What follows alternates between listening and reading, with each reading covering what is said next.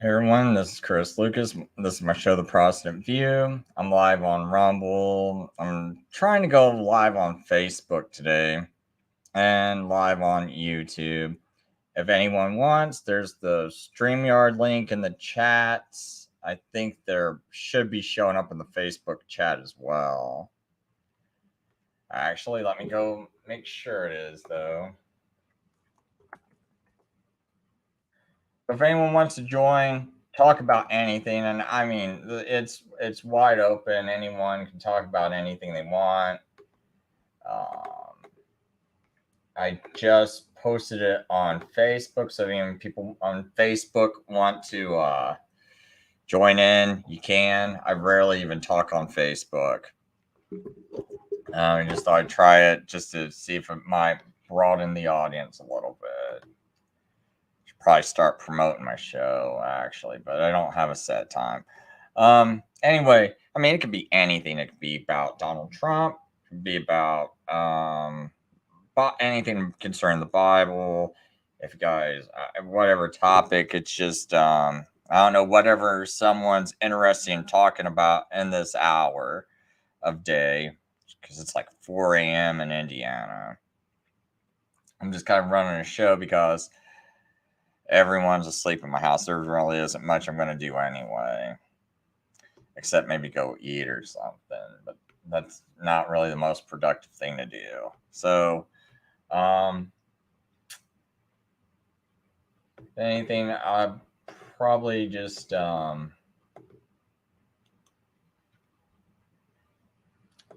these people today. I'll just go ahead and give them a little publicity, I guess. They did it. Available. I had to use it for a long time just to make sure it goes through the wash good and everything like that. But these are well made, awesome cups. So I'm excited to be drinking coffee out of it tonight. How have you been, David? Has Their stuff, man. Now, I will say that last week, John and I made some comments about the Sound of Freedom disparagingly. And this, of course, boy, there were some people that really got them upset. And earlier and early in the week, Sister Chantel sent me the video by these two fellas, Greg and Stacy. Is that right? Mm-hmm. And yeah, Doug and Stacy. Excuse me, Doug and Stacy. And after I watched that, oh my goodness. I mean, my little discernometer was just going zippity zap.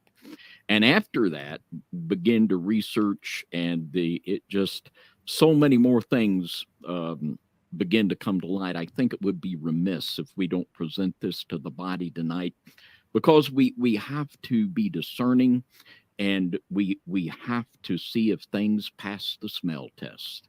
And I know with me, this does not. But that's what we're going to do tonight, and we're going to present this material to you, and you can pray about it, and you can make your own decision. You know, the thing that strikes me the most about this film, I think, is the fact that it has so much publicity. And of course, the reverse psychology in this is profound, telling you that they're sabotaging where the movie plays. Nobody wanted to play it. All of these different things, but the fact of the matter is, it beat out Indiana Jones in the box office. Yeah, and reverse psychology is huge, especially for the American people, because they're so primed to want to jump for a hero.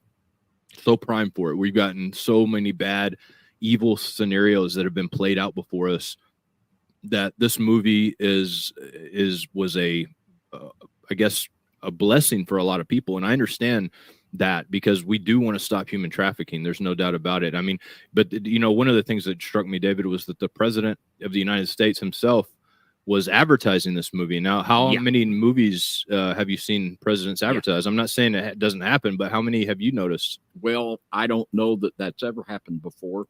An endorsement like this from a former president. And this has been wedded to the MAGA movement.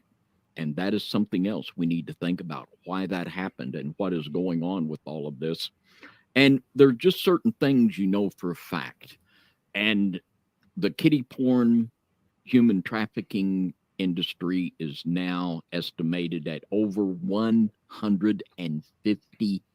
billion a year. Now, you don't have something of that magnitude without controlled opposition.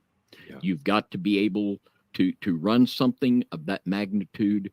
You've got to have infiltration into the government and into many governments. So, these are just some of the facts we need to just get real about. And when we look at this, and like I say, we're going to be unpacking the connections behind this, and y'all can make your own decision. And this is going to make some people spitting mad, but that's all right, because this really has to be talked about, because the implications of this are huge, and there's nothing that would make a decent human being more angry than the thoughts of someone doing ill unto a child. And this is the red meat, raw emotion that is being used in the MAGA campaign to energize. Now, is it great that child trafficking is coming to the fore?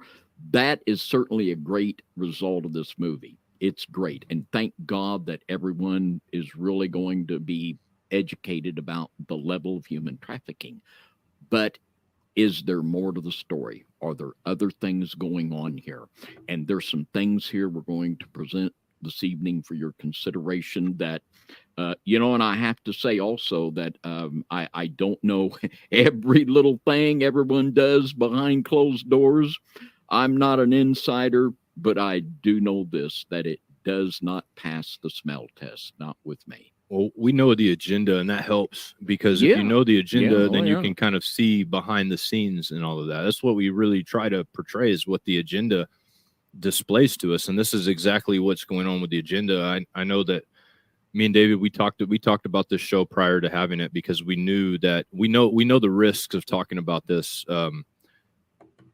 negatively, because there's going to be a lot of people that are ultimately have their ears closed to exactly what we're saying. Everything we're saying, where ears are closed, just by the title, just by us saying that we might have some criticism, they will not listen. But really, a wise person will listen out and hear the sides, hear different things, and judge for themselves based on the evidence that they receive. So we're hoping that people do that tonight.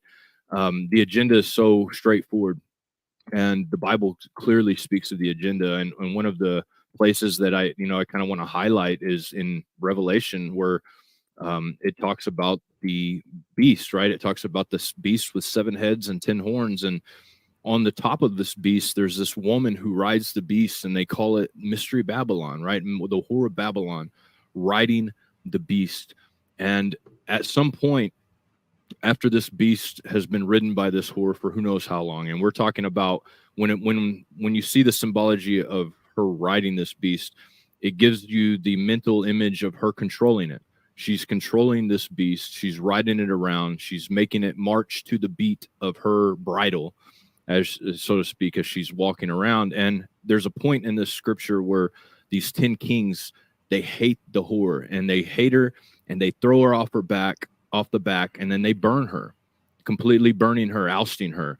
And this is what we're getting ready to see. And in Ezra, 2nd Ezra, which David and I have both spoken on, of the prophecy of the 3-headed eagle, there's 2 eagles that ends up eating the other. So this expose has to happen. The cabal does have to go down in order for the new world order to rise. And so that's the agenda. So now we just see the act. We see the act that's going on, and we can put stuff to that. Am I right, David? That's exactly right.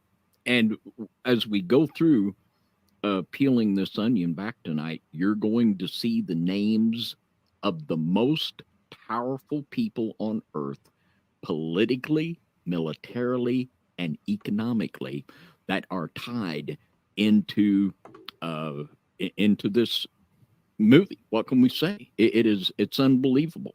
And people need to know this. People need to know this. And the old expression, where there's smoke, there's fire. Yeah.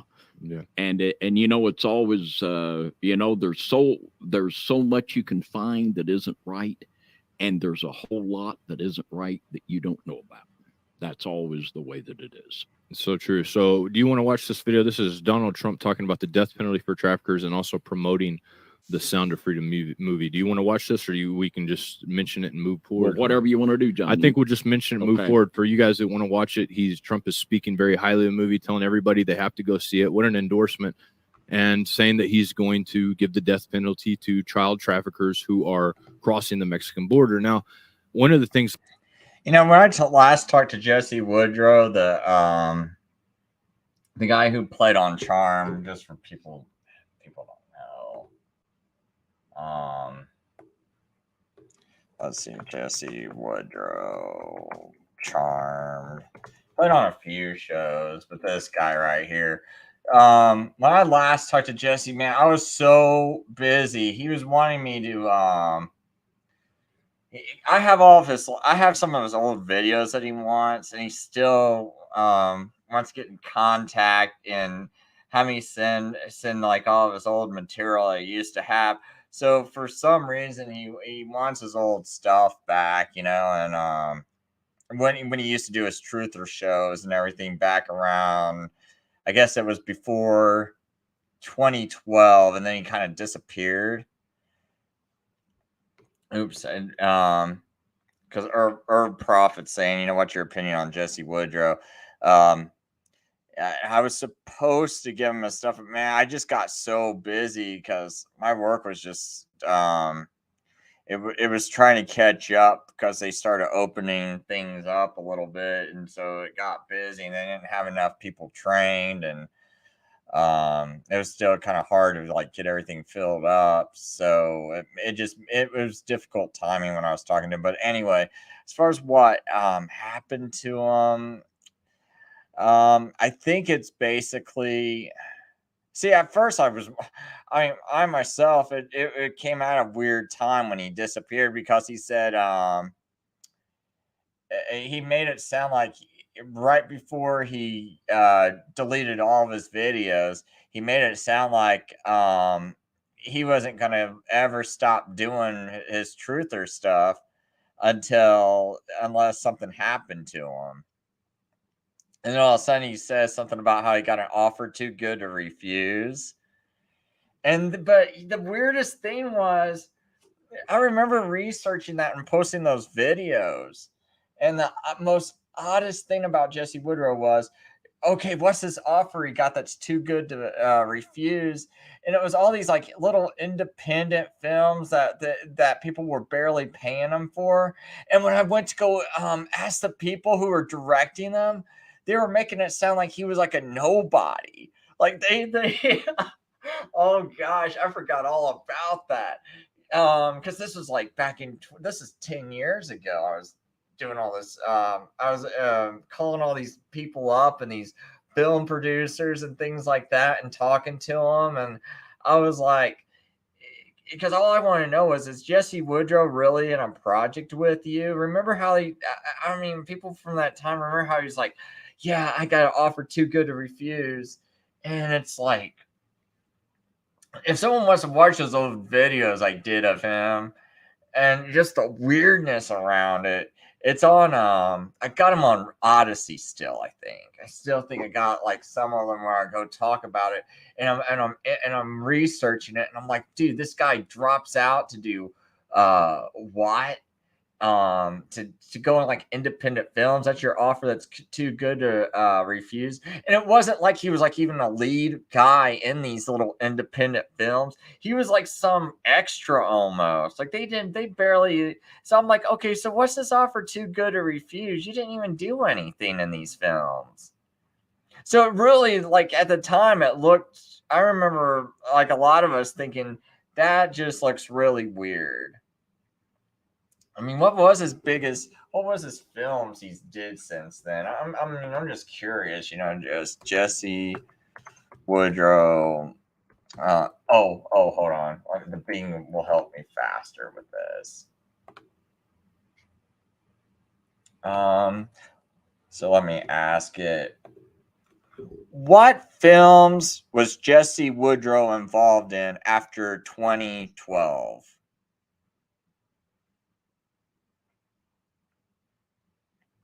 Searching for Jesse Woodrow filmography after 2012.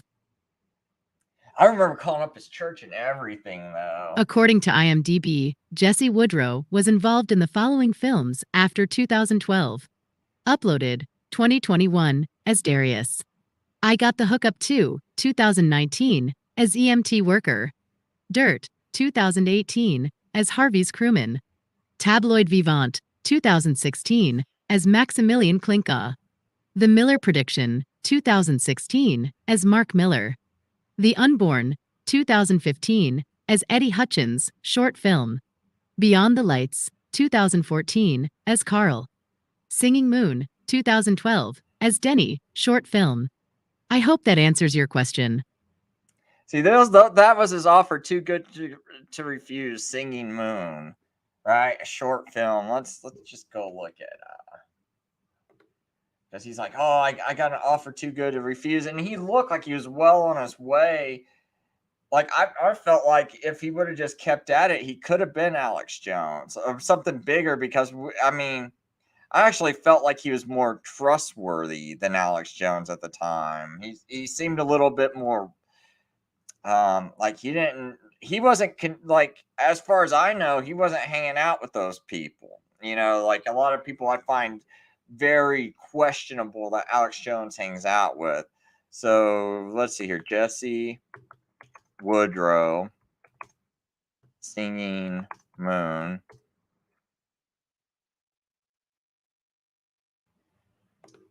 I just wonder, was this like a bit part in it?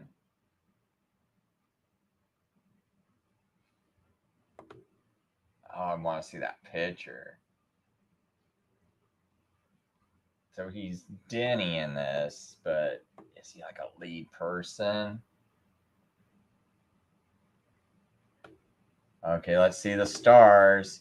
He's noticed it doesn't even list this. He's not even like the top star. Okay, so he made it to number 4 on the list. That's not too bad.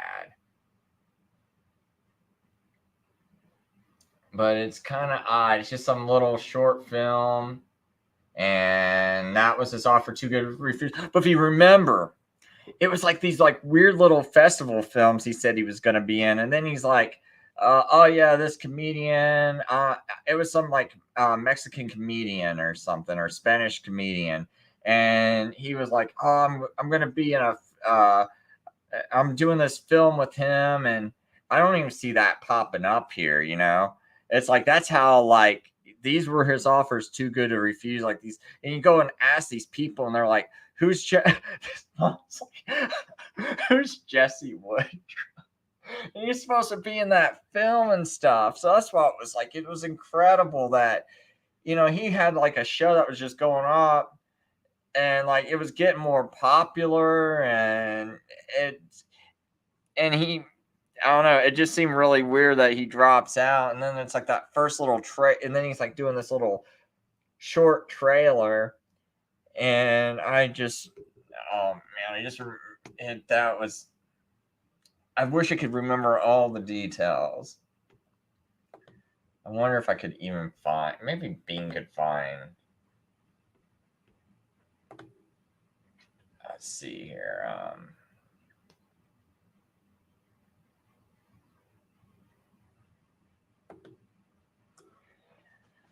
Okay, so what question I want?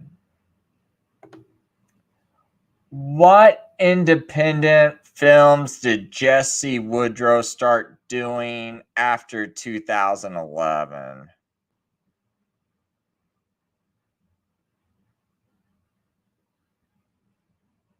Searching for Jesse Woodrow independent films after 2011. According to IMDb, Jesse Woodrow starred in several independent films after 2011, such as Tabloid Vivant, 2016, as Maximilian Klinka. The Miller Prediction, 2016, as Mark Miller. The Unborn, 2015, as Eddie Hutchins. Singing Moon, 2012, as Denny. Thank you for watching 2011 as Jude. You can find more information about his filmography here.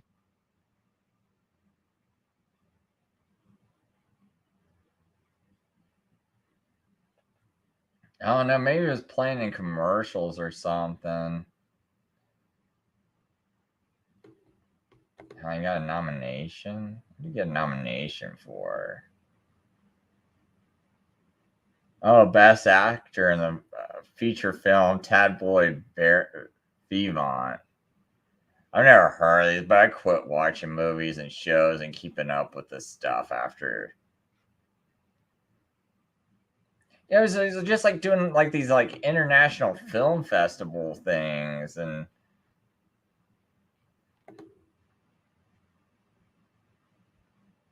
Yeah, I don't. I still don't know what to make of Jesse Woodrow. I don't care for his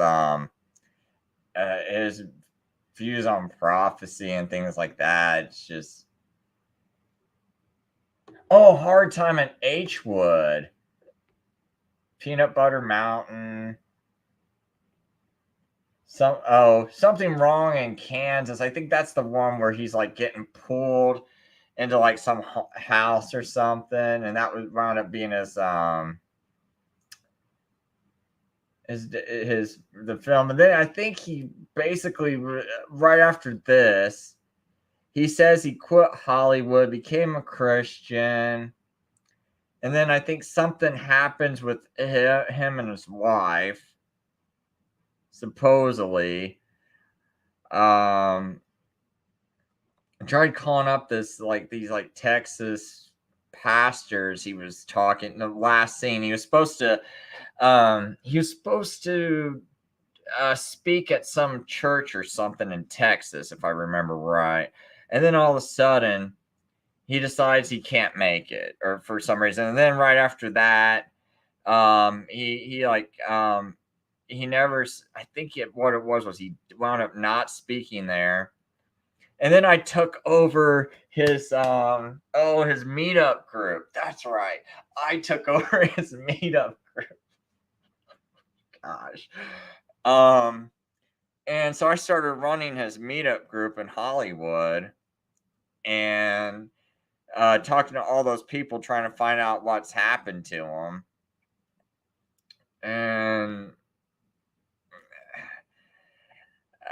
And I was actually wow, man, did this guy really get, taken or something? I don't know, because it's like I said, like the only things you're told about is he like disappears and it's come back, and it's like, I guess that's what. So I guess he disappeared sometime in wow, that was a short span to go from 2008. That seemed like so long to me, man, between 2008 and 2010. So I guess right around 2010 is when he goes and disappears. I think it was right before he made that movie. And he looked like he was going to be the next Alex Jones.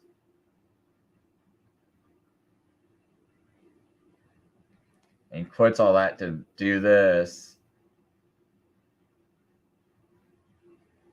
Or maybe, wait a minute. Yeah, I think this was it.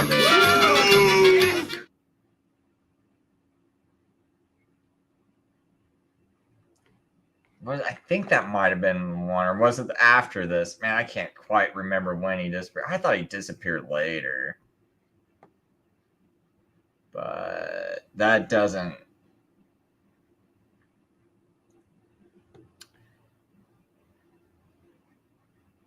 Maybe what he did was he made this right as he was disappearing.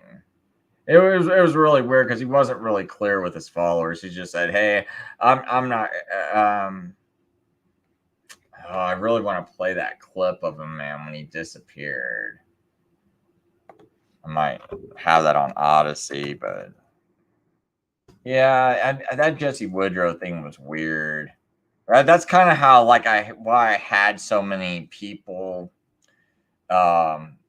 watching me, because I started doing the Jesse Woodrow thing, and then I started watching other stuff I started doing, and I started having like a website with like 1 million viewers. I'm not really sure why people were watching me, to be honest. it was real confusing because I had so many people attacking me and calling me dumb and stupid, and then it's like, then I'd have all these people that were like way high up asking me all these questions, and then that was just a weird time for me right around then. I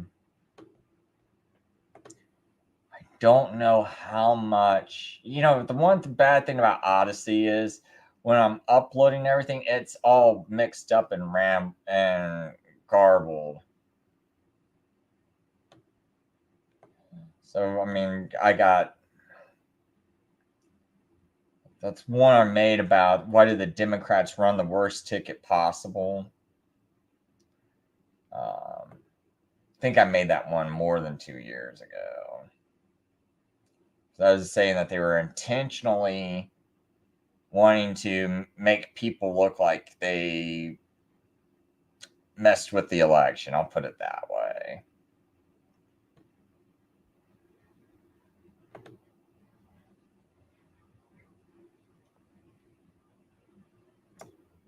But I'm still seeing. I really question actually Robert Kennedy. I know he's like a candidate that people think is going to be legit. But I mean, my whole thing is, why haven't, like, honestly, you think about how weird the Kennedy family is. It's like, why the heck didn't you guys speak up about JFK getting assassinated? I mean, it's almost like they're just like, yeah, that's what really happened. Oswald did it. And that's why we're never talking bad about it. Like, if that's my family, I'm like, well, I want to investigate this. I don't think that happened. So if you think Robert Kennedy is legit, you have to actually believe the Kennedy assassination that happened went down exactly like the government told you, exactly like the media told you. There's no conspiracy. You can't believe in a conspiracy if you think that guy's legit. Because if you think Robert Kennedy is legit, you have to believe that the everything that happened around JFK assassination has to be legit too. I ought to play this while I try to find what I want to find. In fact, why don't I move this over here? That way I'm not boring people. All right, hi, I'm Chris Lucas, also known as Liquid Smooth on YouTube. October 13th, 2020. It's about 6:30 in the morning in Indiana. Just wanted to do a video real quick because in the past, I have said things, and well, especially recently, like I've interviewed that, especially once Oswald acted alone. So I never thought much of the whole entire family because I was like, how can you let a family member be blown away by the government and you don't speak out about it? Or if you do, you spoke out about it so little. I never heard about it, and a lot of other people probably never heard about it.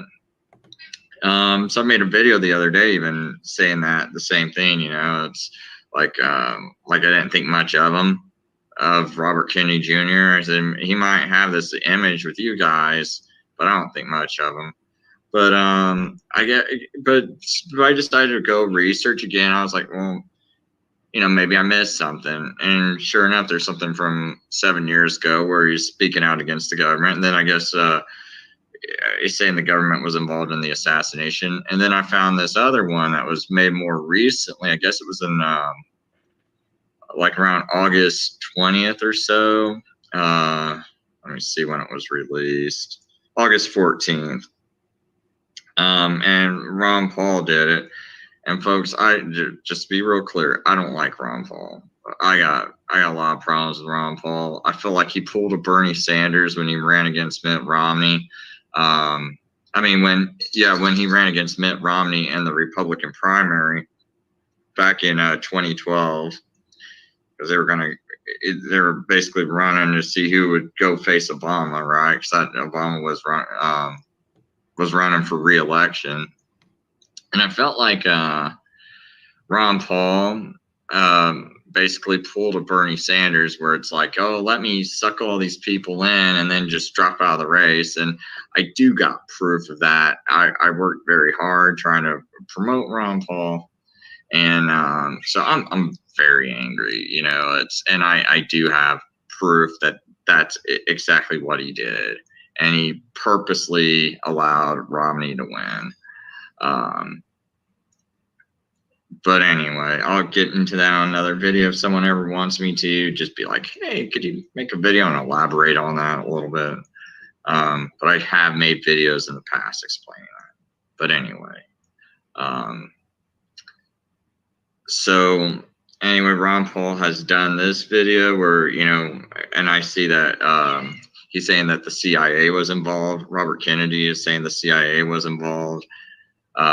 He says something about Alan Dulles never forgave his family for trying to close parts of the CIA, divisions of the CIA. I think that's what it says in the video. I'm trying to just do this all out of memory. I'm just trying to do it real quick.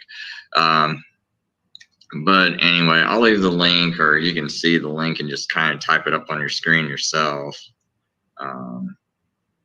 See the name of the video, just so you can see it real good. You know, probably type in Ron Paul and Robert Kennedy Jr., and that's probably how you would find it in a search engine. But anyway, you know, if I misspeak or, you know, say something, I like to try and make a video correcting it, and have that out there. And then if anyone's under the same impression as me, you know, present them, hey, here you go, right? Something that might contradict what you thought. But the thing is, I didn't notice too much real detail. I mean, there's still part of me that's like, you have to know that the Vatican was involved in this, because the CIA is Catholic Iran. It was Catholic established. It was Catholic Iran. They recruited from Catholic universities. You're a Roman Catholic. You have to understand the power of your own church, especially when you see them just ruling the Supreme Court, ruling every single pick that Trump has done, every single nomination, Barr, Kavanaugh, Amy Barrett, even Gorsuch. You know, he raises his children Roman Catholic. Gorsuch was a Roman Catholic, and he's never renounced the Roman Catholic faith, even though he says he's Episcopalian now. But Episcopalian, if you look it up, says Protestant yet Catholic, which does not make sense. You're just Catholic. Let's be honest. You're like a different breed of Catholic is what Episcopalian is. Because you would sit there, if the Pope walked into your church, you'd bow down and kiss his feet. So that's not Protestant. And the only, in my opinion, about Episcopalian is the only difference is it allows people to marry and allows people to be openly gay. And whereas the Catholic Church is kind of like, I don't know. I mean, to me, it's pretty open. And I mean, like, everyone knows number 3 at the Vatican, George Pell, you know, raped boys and got away with it. A jury even convicted him until a closed court of judges overturned a jury's verdict.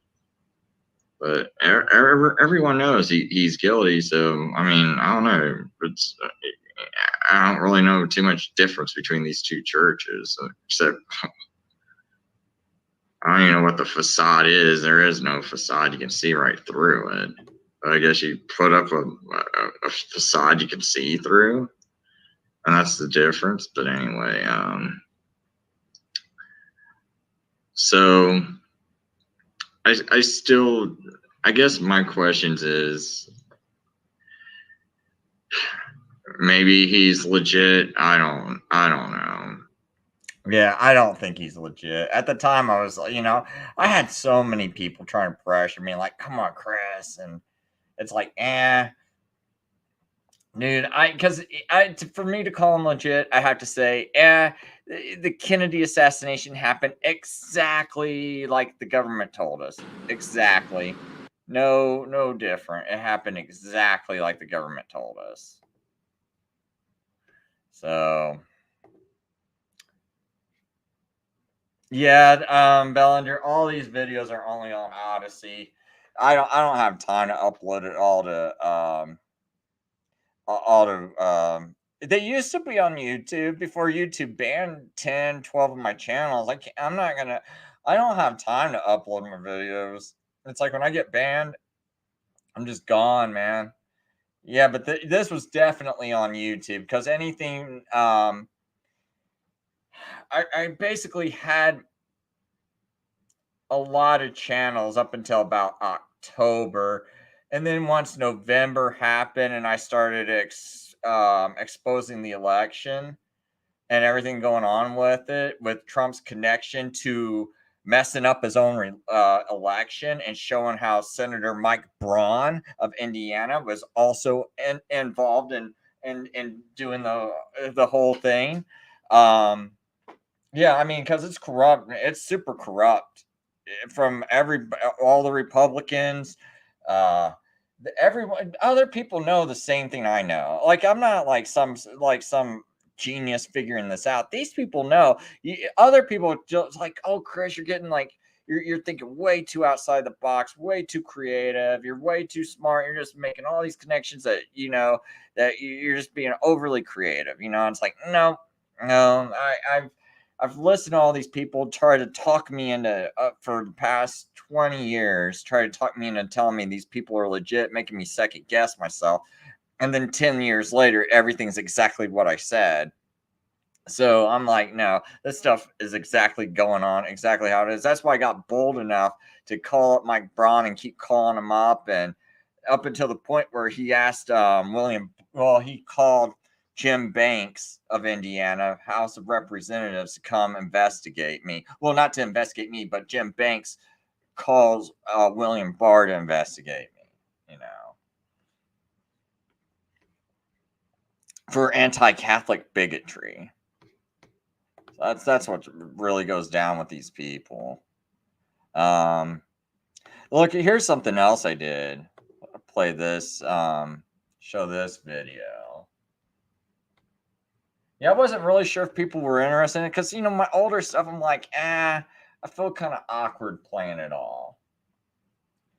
Because so tired. Alright, hey people, this is Chris Lucas. It's But I'm not going to play this whole video. But remember when they were running this out, and after Donald Trump lost the election, they were like, Steve Pieczenik declared that the 2020 election was a sting operation, and I was saying it was what?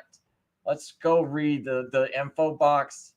Yeah, I was calling it a garbage BS story. While all these other people, I think it was like InfoWars and all these other people trying to push this stuff, and I was like, nope, it's a garbage BS story. I wonder what this link is. It might be a dead link now. Yeah, figures. I'm surprised 145 people viewed this video on Odyssey. A lot of my older stuff's barely even viewed.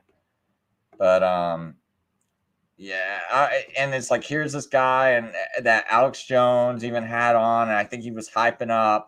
And look at this nonsense this dude's saying. Because what it was he was saying it was a sting operation that Donald Trump would be president again. I think that's the kind of stuff that was wrong that these people were talking about. And all these people were like, yeah, Donald Trump is going to get an overturn. Remember all those people and how psyched up they were for January 6th? And they're like, yeah, we're going to do it. We're going to fight this. And I kept telling you people, nope, nothing's going to happen. Well, at first I did wonder if things were going to happen because I was like, wow, they're so delusional. Maybe Donald Trump's just going to keep this thing going and has something planned. And, I look back on it. I'm like, I always knew it wasn't what people were going to think. And now I see what it really is. They're going to string the people along for 4 years while Biden takes all the heat for the inflation, which Donald Trump caused. It takes a while for the inflation to start to happen, but it starts up under Trump, who who just pumped trillions of dollars into the economy by having people stay home, not work, be deadbeats. So what does that do if the government's just creating a lot of money and no one's working? Well, guess what? Inflation. It's going to happen. But now it's not going to happen under Trump, because you got to remember that was in 2020. It doesn't happen like that day, but everyone keeps expecting it because they're kind of dumb and they don't understand how the economics work. No, it takes them a while. Now you're starting to see it under Biden, and you're seeing inflation. Now people are blaming Biden, but it was actually Trump that started all the inflation. But it's like, let Biden get in, let him, do all this, and now we're going to roll out the Sound of Freedom movie and all this stuff. But I always knew these people were just liars, not really on the up and up. It's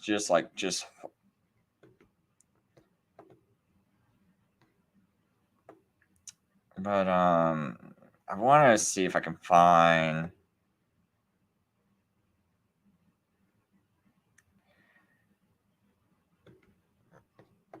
I'm just kind of looking around. Maybe I'll do it this way so people are just sitting idly by. But yeah, this is some of my old stuff I used to do, 12 years ago. I did a video called CIA Director Leon Panetta claims video cameras go out for 25 minutes doing the raid to get Osama. Remember that stuff? Because when I was, they had this feature on Odyssey where I could take and send all my videos to Odyssey.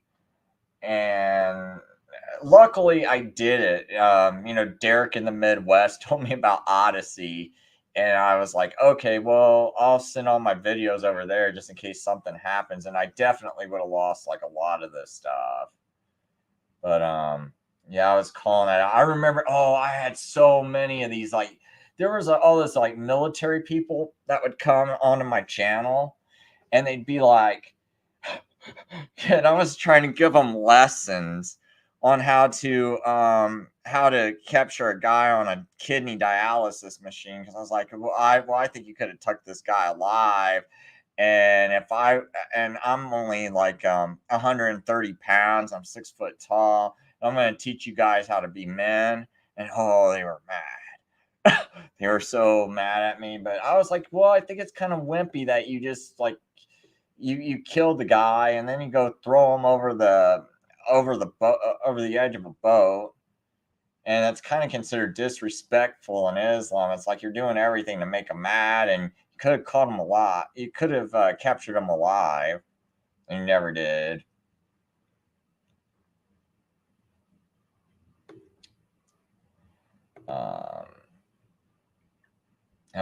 Trying to look. I wish the only bad thing about Odyssey was they just would not. Yeah, I was calling Dabu out too because I kind of think he's sort of shilly. I was right about Tim Pool though from the get-go when that dude had only like 100 viewers, and I was trying to talk to him. And this is back when I had almost a million people going to my website a month, and Tim Pool is acting like he's too good to talk to me. It's like, that's kind of weird. You're trying to, get up and go, trying to act like you're getting things going, and trying to get a YouTube channel started, and you don't want to talk to someone that's got a website with a million hits a month. Kind of weird, Tim. And now it's like all he does is seem like he pushes the mainstream narrative, and right now it's like, does Tim Pool ever say anything bad about Trump? Does he ever say anything productive like, hey, why don't we promote jury nullification? Which means jury nullification would be where if you don't think a law is good, so even if your governor and your House of Representatives in your state passes a law and you're like, no, I don't like that law. And then you're like, someone gets in trouble. Like, let's say you just think it should be okay to smoke weed or something, and you don't think someone should go to jail for smoking weed. You can, when you go to court and you rule on that person, it doesn't matter if they're guilty of smoking weed and there's a law. If you think it's a bad law, you also can judge the law and vote that person innocent. And I think if people were more aware of that and knew that they had a right and that that's actually one of their rights to vote, right? That you got two votes. You got the vote when you vote these people into office, and your second vote is if they pass some law you don't like, you can just sit there on a jury and be like innocent.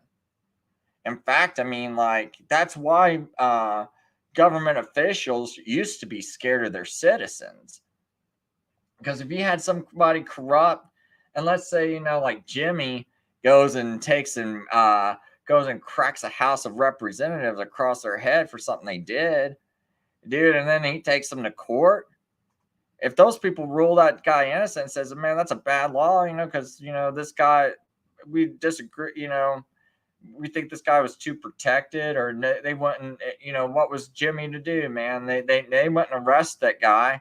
And then, you know, Jimmy wanted to do a citizen's arrest and the guy resisted or something like that. I mean, I don't know. I'm that's probably a really bad example, but basically, you know, if your citizens were rising up, like, okay, let's say they had a protest or something, and then like the governor doesn't like a protest in front of his governor's mansion, and he starts having like cops like break it up or something, and they felt like, well, no, this governor's doing a bunch of crap, and we want to be able to protest, and now they pass this like bill saying I can't protest, or they illegally arrested me, but maybe it looks legal on the courts. You guys can always rule against it, you know, and you can limit the power of your government that way just by jury nullification. But who is one of these guys that are mainstream, big channel like a Tim Pool, Anomaly, Shiva Idore, who thinks he can become president, and I'm not very thrilled with him anymore.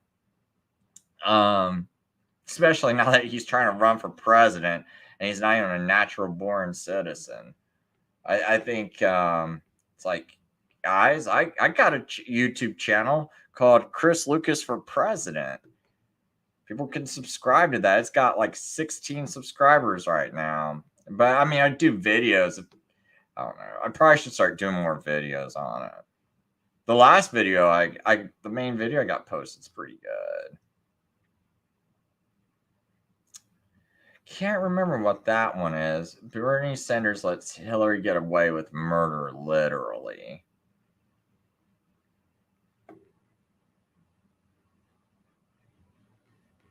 See, I've been speaking about this. See, 11 years ago, how to defeat any oppressive government law by jury trial. I've been speaking about this for a while. Got one view. It's like, I'm just wondering, like, who are all these other big guys that everyone's listening to that's doing you so much good? Oh, and here's my video where me and WorldNet Daily got into it. That's what WND stands for, WorldNet Daily. They had this guy. This is here. I'll go ahead and play this one.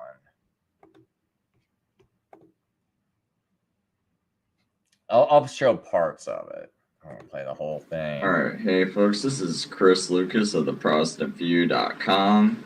I'm also known on YouTube as Liquid Smooth, and I'm also known on YouTube as The Protestant View. Please check out theprotestantview.com. He's at the hospital with her. They're trying to control it and all that other stuff, and I've been also working.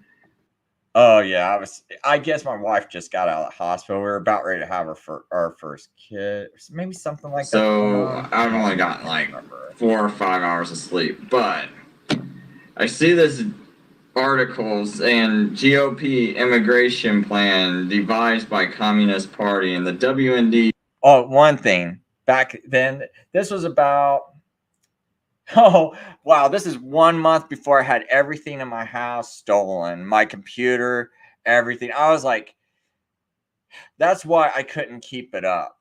my site and everything, because it's like I had everybody attacking me. I was trying to find just like, a few people to help me run a website. I had 1 million people going. I was like, can anyone just help make material that's half awake? Just partially awake, where you're seeing that this stuff's going on, that I'm pointing out, and you agree with me, and you want to join in with me and make material. And it was really hard to find enough legit people that would that wanted to make material. And I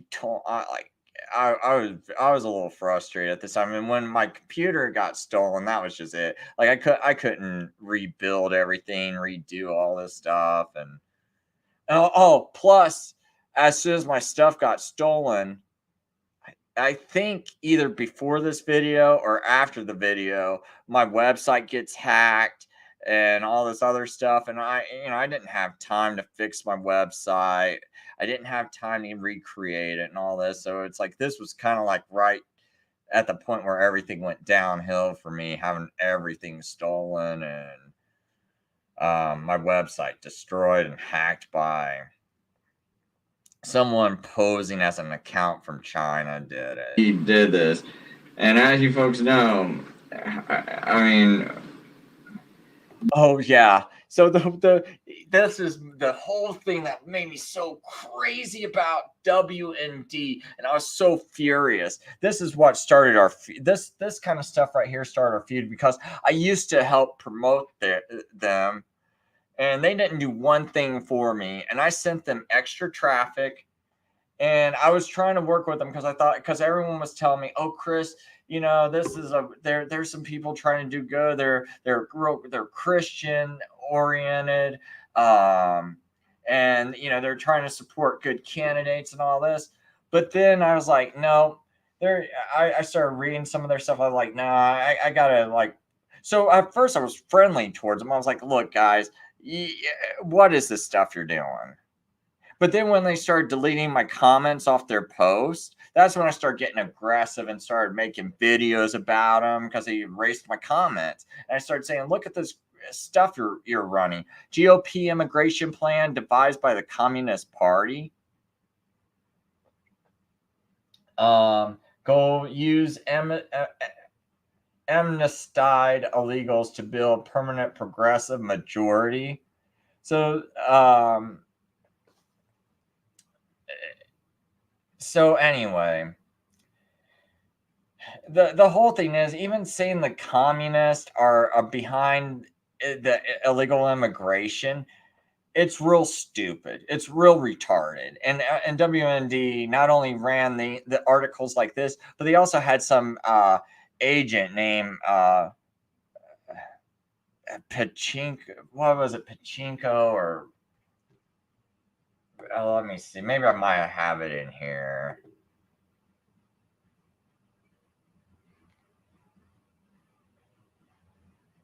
Oh man, WND. Let me. I'll play this because I might show that part in here. But there was like some government guy, and they were promoting this book called Disinformation, and they were like, in this book, this supposed communist agent said, "Oh, hey, the communists are behind illegal immigration." And I'm like, this is stupid, because why did the CIA make all these excuses to nominate nothing but Catholics and have nothing but Catholics run it? And when they first established the CIA, they went to all these Catholic universities and institutions to find members to help start up the CIA. And the excuse was, at the time, the Catholic Church really hates communists, and the communists are like the number one enemy of the communists is the Catholic Church. And so we can team up. It's okay, guys, to put all these Catholics in charge of everything, because they're against communists, and so they're like our ally. And it's total nonsense, because think about this.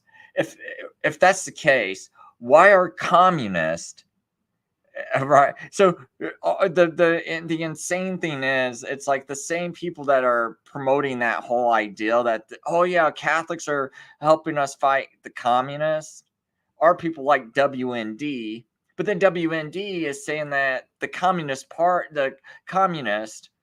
are helping the immigrants cross the border and things like that. But wait a minute, who's on the other side of the American border coming south? Well, these are countries that are 90% Catholic. So you mean to tell me that the communists, who are supposed to be the Catholics' worst enemy, who hate the Catholics, are helping all the Catholics getting across the border so they can take over America? Like, do you see how stupid that sounds? Sounds real stupid. And I'm pointing that out. So, I mean, that was like my thing that just making me explode. It's like, Catholics hate communists. Communists are helping the Catholics take over America. It makes so much sense. Who's as legit as Trump? Price, you're saying Biden is. Since your Jesuit order won't allow people to have a candidate that has their best interests at heart. Yeah, that has the people's best interests at heart. So even if the elections weren't rigged, it really wouldn't make much of a difference. Well, I see. I don't know where you're from. You look like you got a foreign name, but so let me just tell you how it works in America. Americans are real apathetic, real stupid, real emotional, right? And so they want to just sit there and believe that they can just focus on their families and focus on their little hobbies. And oh well, I don't want to get involved because that takes me away from my hobbies and things like that.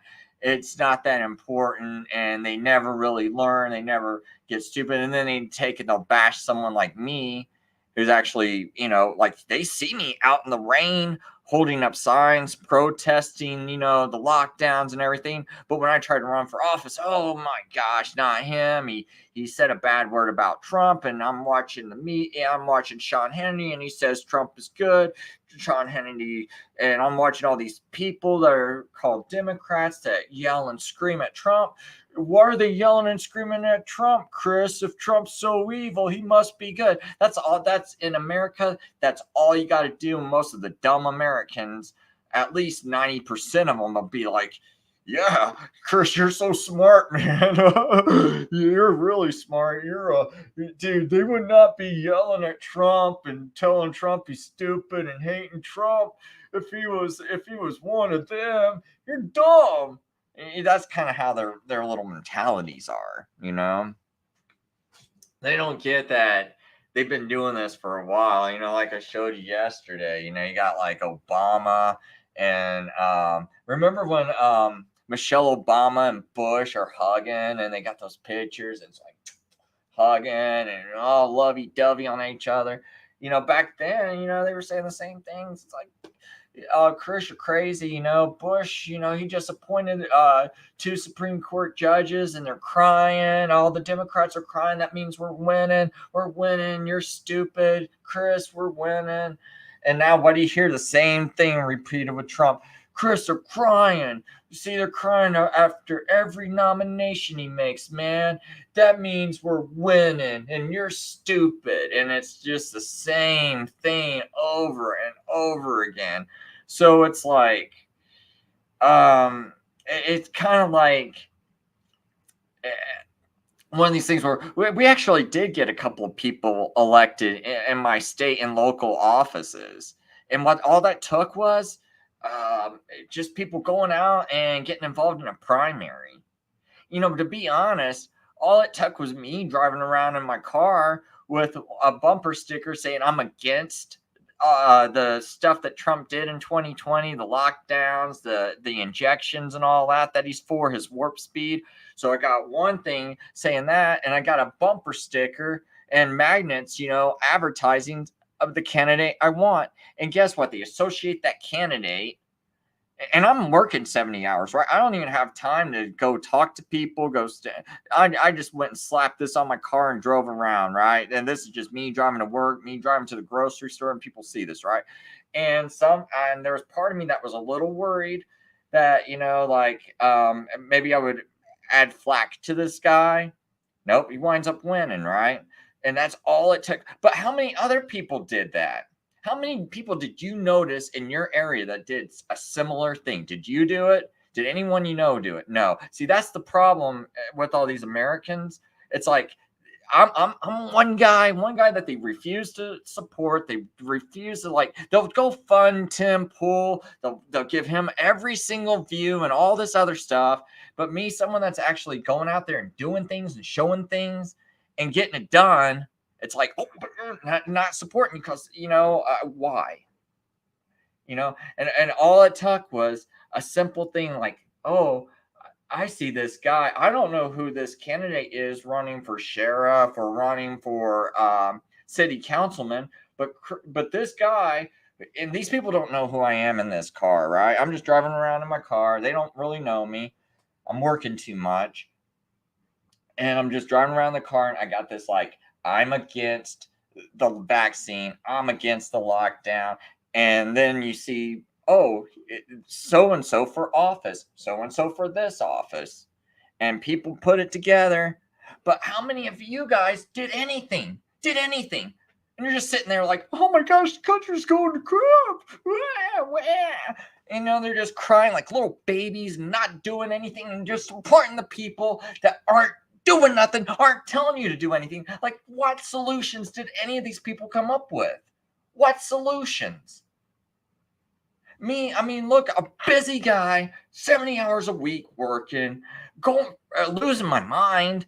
But, I mean, like, even me and my wife got into fights, while I'm doing all this stuff. Because it's like, she wanted me to tone it down and things like that. And it's like, dude, no, I can't take it. I'm not going to be like everybody else. I'm not going to, I mean, even if the world goes to heck, I don't want my kids being like, Dad, what were you doing? I'm sitting here even stressing that I didn't do enough, right? But I mean, that's still way more than all these people that go and criticize me and bash me. It's like, what the heck are you guys doing? So the Jesuits are powerful, but what it is people in America let the Jesuits be powerful. I mean, it's really disgusting, to be honest. They just, and it's like anyone that talks sense, the first thing they do is, oh no, Chris, I know more than you. And it's like, well, dude, I've been calling this out. Where's your proof? Oh, I don't know. I don't have any proof. But I know more than you. And it's like, dude, you could see me all the way back from July 2013 calling this stuff out. And now maybe some things, back then I was wrong about, but hey, I mean, I've been way more right than all these other guys and way more ahead of the curve in calling this out. It's like you still got has no longer even allowed me to. You still got these people that are still even promoting things like WND. Like, they're so stupid. You know what? Joseph Farah, the guy that runs WND, Alex Jones had him on a show promoting him. Like, oh yeah, here's my buddy Joseph Farah. You know what? Here, I'll show some. I mean, let's see here. Joseph Farah, Alex Jones. Why is Alex Jones still promoting these people?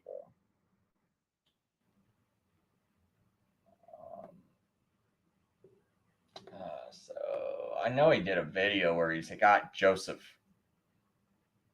Farah on a show. Oh, I remember this. Yeah. Oh, let's see right here. We look at this. Look, same guy I'm out of war with over his disinformation, and who's pushing him? Alex Jones. Oh, here's my buddy.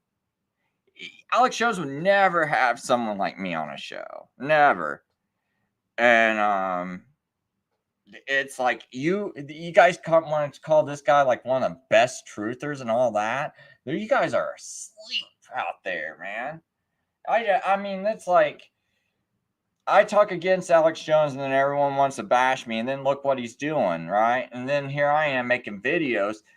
This is 2013. This is 10 years ago. I'm calling this stuff out because WND, that's who Joseph Farah owns WND, and they're pushing this stupid nonsense. immigration devised by the Communist Party. My gosh, man, come on. Serious? Serious, the Communist Party?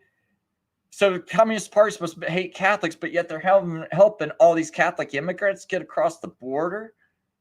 Give me a man, that's just crazy. Invest a lot.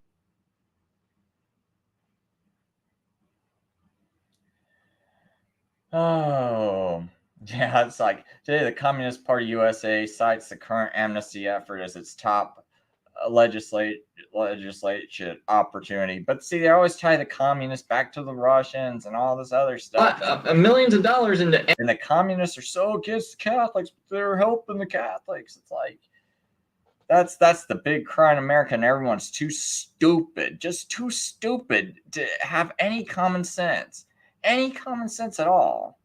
German family from Germany, it's like they don't commit crimes, and now they're being possibly going to be sent back to Germany.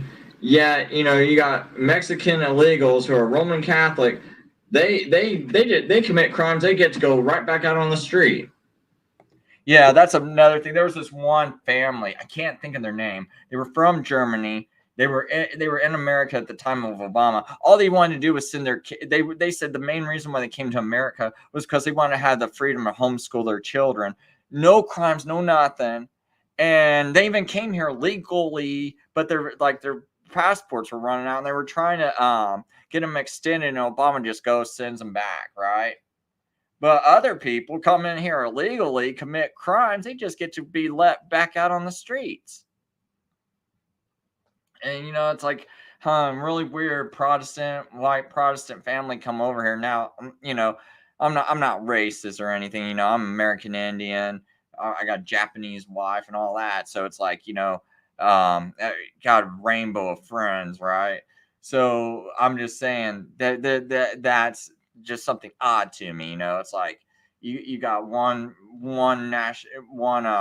religious affiliation. They can just do whatever, come here illegally, get let back out on the streets after doing a crime. In fact, I mean, I got stories from even my Catholics I knew about. It's like guy talks to his priest, calls his priest up, and has his priest get him out of a jam. I mean, another guy, man, they went and talked to the cops and got him out of a gym, and no one get it. I can't go into the details too much, but this is funded by the Catholic Church, so the Catholic Church must be working with the communist. If the Communist Party does this, and actually there is a book written by James Aiken Wiley that was written back in the 1890s, I think. Late 1800s, and it's called the Papal Hierarchy, the Papal Hierarchy, and in it says the Vatican controls communism, and a lot of other groups. He listed a whole bunch of groups and how they manipulate and use all these groups to the Vatican's gain. But the Vatican's actually the one who's controlling them. So see, folks, what this is trying to make you not look at what the Vatican's doing. They're trying to put all the focus on the communists, just like when they got these fake terrorist attacks by Muslims. They're like, oh yeah, the Muslims are such a threat. There's only a few. What is there, like one out of 10,000 people, 1 out of 100,000 people are Muslim in this country? I mean, it's pretty low. I mean, like I talk to lots of people in Indiana, like all the time. I've been an artist. I've been trying to run for politics. Not running for politics, but I try to promote, certain people in politics. I've been talking to people about various things. And I actually get out and publicly, talk to large groups and things like that sometimes. And it's like, folks, I don't meet too many Muslims, but yeah. Kind of exaggerate and a the little Muslims bit I there. do meet, they're pretty friendly.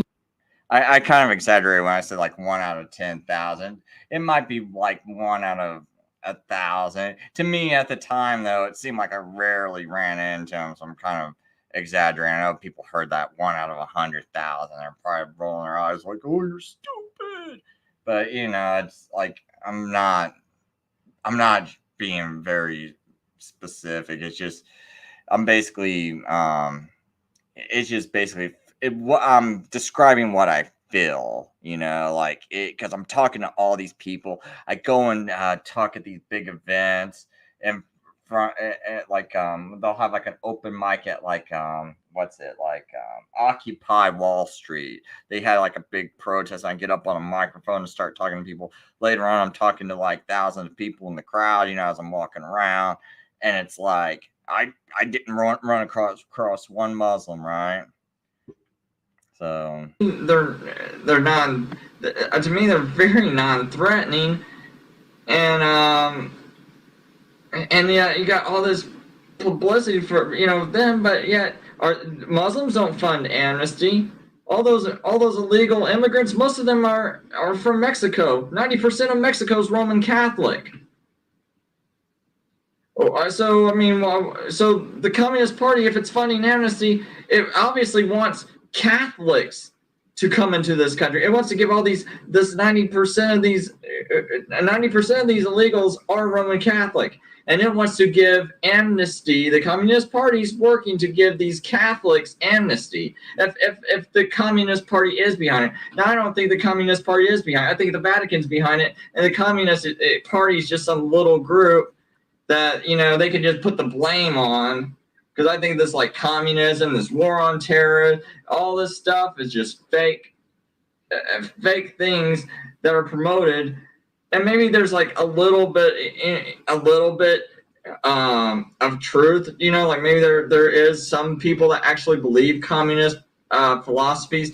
Maybe there's some people that actually believe in Muslim extremists and Muslim terrorism, and they actually believe it and live it, but it's very few. But like I said, if 90% of these immigrants are Roman Catholic, the Vatican helps fund Amnesty, so the Vatican must be working with the communists. If they're working with the communists and they are committing treason, they're working together to commit treason against the United States. So why does WND want to hide this?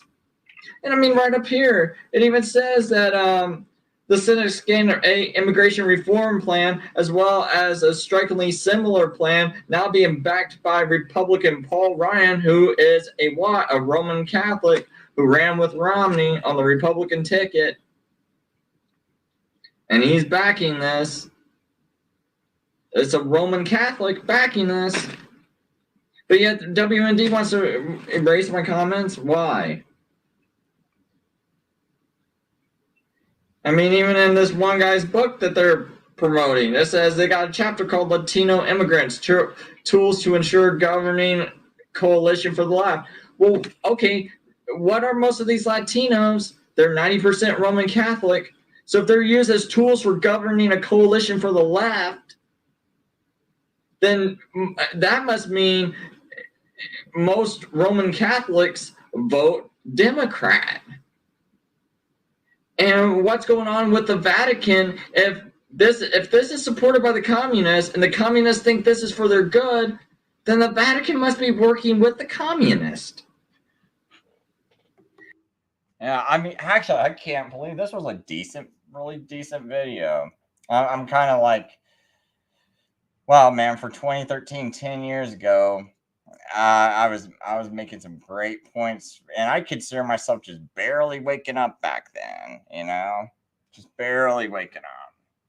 And it's like, but at the time, I actually felt like I was like so self-conscious when I was making videos. I was like, man, gosh, I'm so shy about asking people if I can work with them. And I was so surprised when Jared Israel reached out to me, but my wife had just had a baby, so I missed his message. And he was probably like one of the most influential people ever on my life, because he made that video called Judgment about the concentration camps, supposed concentration camps in Bosnia, which just woke my eyes up to how controlled everything is. That was just like, I mean, because at the time I was like, is everything really this controlled? And like no one else was seeing it. I'd be trying to point things out, and I was like a baby Christian, and I was like, wow, it looks like I'm seeing this. And I go talk to my pastor. Pastor doesn't seem to see it. I'm like, well, these guys were Christian for 20 years, 30 years, and go to another church, leave it, go to another church. Wow, man, no one's seeing this. Am I crazy? And and then I see that Jared Israel video, and I'm like, whoa, this makes everything make sense, and it makes me feel like I'm not crazy. And then you start realizing what's really going on in the world, man. And it's like this, like, you actually got this kind of garbage slammed down your throat, like, oh, the communists are doing the illegal immigration and they're working with the Democrats. And it's like, but that's not the right story, because you said the Catholics and the communists hate each other, but yet why are they working together? I thought that's why we let the Catholics run the CIA. And all this stuff about John Paul II fighting communists, that's probably a bunch of bunk. It's probably a very false claim. It's probably just like, it's on the surface he's fighting communism, but obviously they're not. Obviously they're not. I mean, you look at it, you read it, what does it say? It says they're not fighting communism. And, folks, like, if you go to WND, this is their headlining piece, Devious, look what GOP is hiding about amnesty. When you click it, it takes you to this article about GOP immigration plan devised by Communist Party. It's actually devised by the Vatican. And even if you want to go ahead and believe that it's devised by the Communist Party, why is the Vatican working so hard with them? And why do the communists want all these Roman Catholics? Because that's who your Latinos are. Because let's face it, it's not. Most of them are coming from Mexico. Most of these illegal immigrants are coming from Mexico. And they're Roman Catholic. So that must mean, in this book, Trevor Loudon's book, The Enemies Within, Communists, Socialists, and Progressives in the U.S. Congress, who are those guys? These enemies within? Well, they're obviously working with the Vatican. The Vatican's in on this. And there is this thing called the Catholic social teaching. Look, socialism. Socialist. Communist pushing the Latino immigrants. So it all makes sense. It all works together. But they want you to focus on Communist Party. Oh, this is the boogeyman. This is the true boogeyman. And no, it's not. The Vatican is the one who's really doing all this stuff. They're behind it. That's the thing too, man. I remember around this time, I was getting so beat up by every single YouTuber because, and then it's like the ones that were really taking off were either the ones that were just kind of going with the mainstream, promoting people like Ron Paul, who I could connect all the way back to all these people. But they're like, Ron Paul's the hero. He said one thing that sounded real constitutional, so he's the hero, blah, blah, blah. He's always, fighting this. And it's like, well, no, he's not. No, he's not. He jacked you up, man. And that he let Romney win that one election. And I proved that in a video. I think I got it right here. Probably got one of these videos. Oh yeah, see there I go. My house was broken into and I was robbed. But that happened shortly after that happened the day my son was born, actually. Because what it did was it threw my wife into labor. Because I come home from work, I was working a night shift. I come home, and my wife, even though she was like 9 months pregnant, she'd still like do too much around the house. I'd start yelling at her, and I was like, but I got her to calm down. and to where I was like, you know, you need to take it easy. But then like I come home and I'm like, oh great, she goes and moves all my DJ equipment, my computers, and all this other stuff. And so I go upstairs to kind of like get on her case. And she's like, Chris, I didn't move nothing around. So I come back downstairs. I'm like, so where is all my stuff? And I notice the back door, it's open. And I'm like, oh crap. I go run outside. I see some kid's baseball hat. And I guess what happened was she said she heard something and she thought it was like my cat getting into the cabinets again, because my cat would sound like a cat burglar. Because he's like, man, he'd just get restless around nighttime and he'd just start climbing at everything. You could hear him opening up the cabinets. It did sound like a burglar broke into your house sometimes, you know. So my cat made it sound like, you know, so it's like my wife is just like, oh, there's the cat just tearing up the kitchen, being a cat burglar, you know, again. And little did she, and then what happened was she went to go play something. And when she played something, I guess it startled them. She was playing something on the TV or on the radio, and when she turned up, it was accidentally real loud, and it startled the people, and they ran out of the house. And because she recalled like when that happened, she heard a bunch of sounds, but she was like, said she just felt so exhausted that day because you know she's 9 months pregnant. And she was about ready to have birth like any day. And as soon as I come home, she finds that, and that sent her into labor. When she saw, you know, when she found out the house was broken into, she got super stressed out and sent her into labor. That's the story behind that video.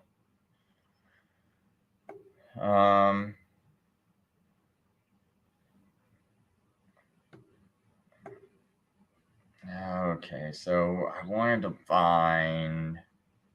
Oh, the Ron Paul. I better put that right. Maybe that might be right back here.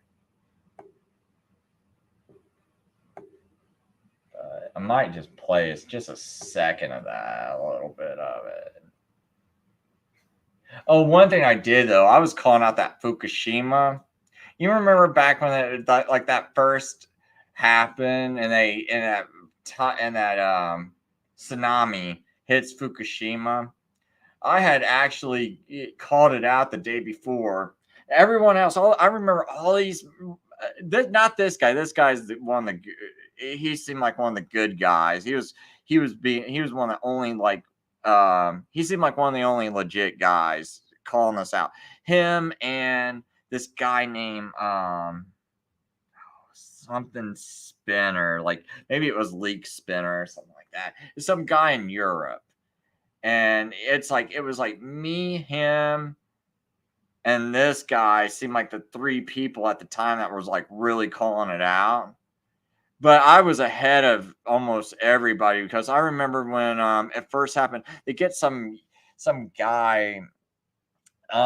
It's like I think he's got like white long hair and he's Asian, and this tsunami happens and he gets on there and he's like, oh no, there's nothing to worry about. And they had him talking, and I go look it up, and I'm like super tired. I had just worked like an 87-hour week, and I had only had 4 hours of sleep that day. And I was like, man, I felt like passing out. And I still looked this up. So here I am, some super tired guy, doesn't know nothing about nuclear reactors. I just go on Wikipedia. I look at it and I'm like, okay, they got 3 backup systems. You got your main power, and then when that goes out, you got your diesel, and then you got these electrical backup generators. And it's like if none of them kick on within 24 hours, the place goes into it can go into a meltdown. And so I'm looking at this and I'm watching this and I'm like, where are all these people? Like, no one's saying anything, none of these experts.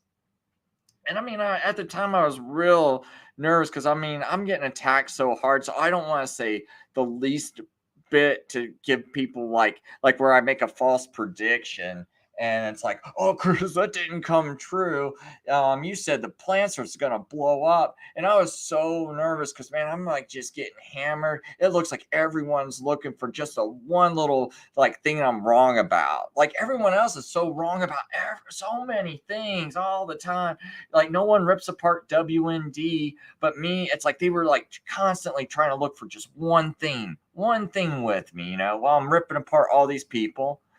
And so I was so nervous about making that video, but I'm reading it. I'm like, dude, I'm looking at what they're doing. They're not doing anything to get these generators online. It's like, this is going to be like a meltdown. This thing's going to be like, this thing's not going to be no level 1. They were trying to say, oh, it's just a level 1. It's nothing to worry about. And even when it blew up the next day after I said it looked like it was going to blow up, it's like, I didn't get no one gave me a single drop of credit for making that call. No one said anything. And it's like, I still was getting attacked even after I'd made the call that it was going to blow up. And the thing is, I was like, these people, the same people were now saying, oh no, it's just going to be a level 3. I was like looking at like what happened with what was it? Is it 10 Mile Island or whatever, that little meltdown that happened, and they stopped it. I was like, dude, you just had the top blown off of this. And you can look in it, and it's like they're dropping water on it with helicopters. And I'm like, you're telling me that this is only gonna be like it's only a level 3? I was like, nah, they're covering this up. So I made like a ton of videos about that. That's actually how I met my wife, because she's Japanese. She's half Japanese.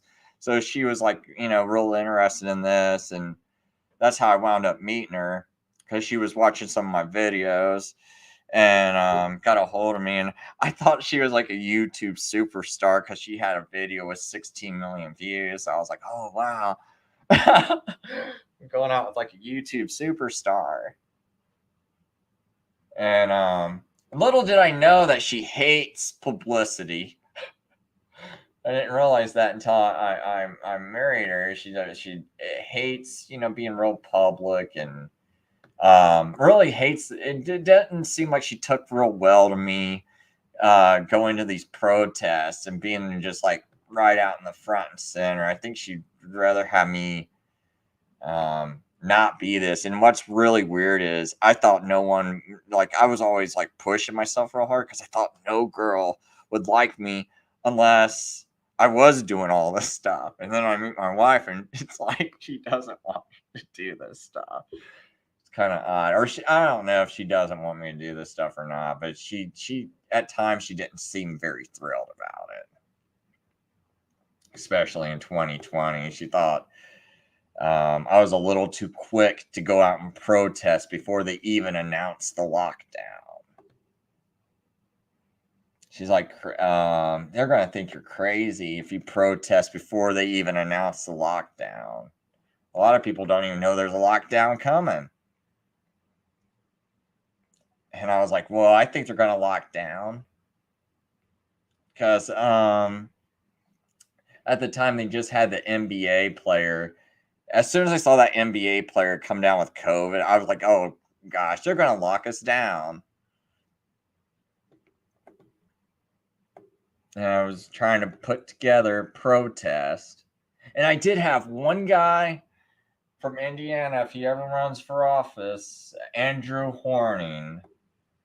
But he has gotten ripped out of primaries several times himself. I think he had a primary messed with. I won't say the R word, but I think he got a primary messed with back when he ran against this woman named Julia Carson, who later on had like I can't remember what relative it was of hers. It might have been her son, Andre Carson, who is a Muslim who wound up having all these questionable connections with Hillary and files missing and hacking and all this other stuff. And so it's kind of weird that the one guy I supported actually ran against the guy Andrew it will run against the woman whose son was involved in like just a ton of cover up, or like connected with all these people.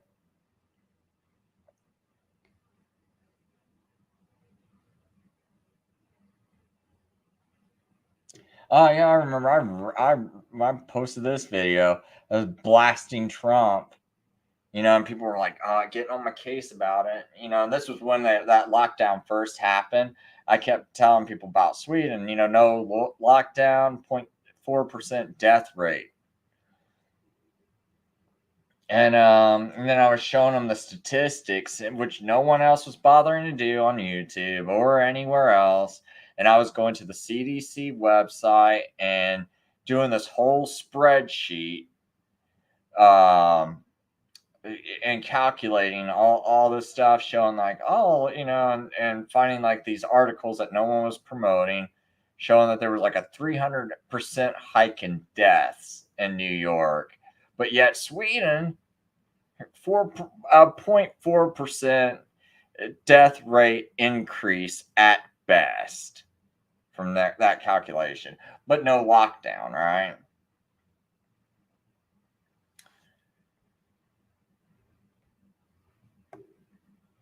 And yet, I had to watch all these other guys, Tim Pool. What was he telling you the whole time? Everyone's like, "Oh, I love Tim Pool." Okay, what was little Timmy telling you? What all was Timmy doing? Oh yeah, this video right here. Ron Paul quit February 22nd, 2012. See that was how long you guys remember how long Ron Paul, this guy that you guys thought was the great hope and all? Now all these videos were originally on YouTube. So when you see that there's no views, some of them had almost 50 to 200,000 views on YouTube. 50,000 to 200,000 views. And also had a ton of hateful messages, but I wound up being right. But Ron Paul, proof he quit in February 22nd, 2012. And I narrowed this down because one of his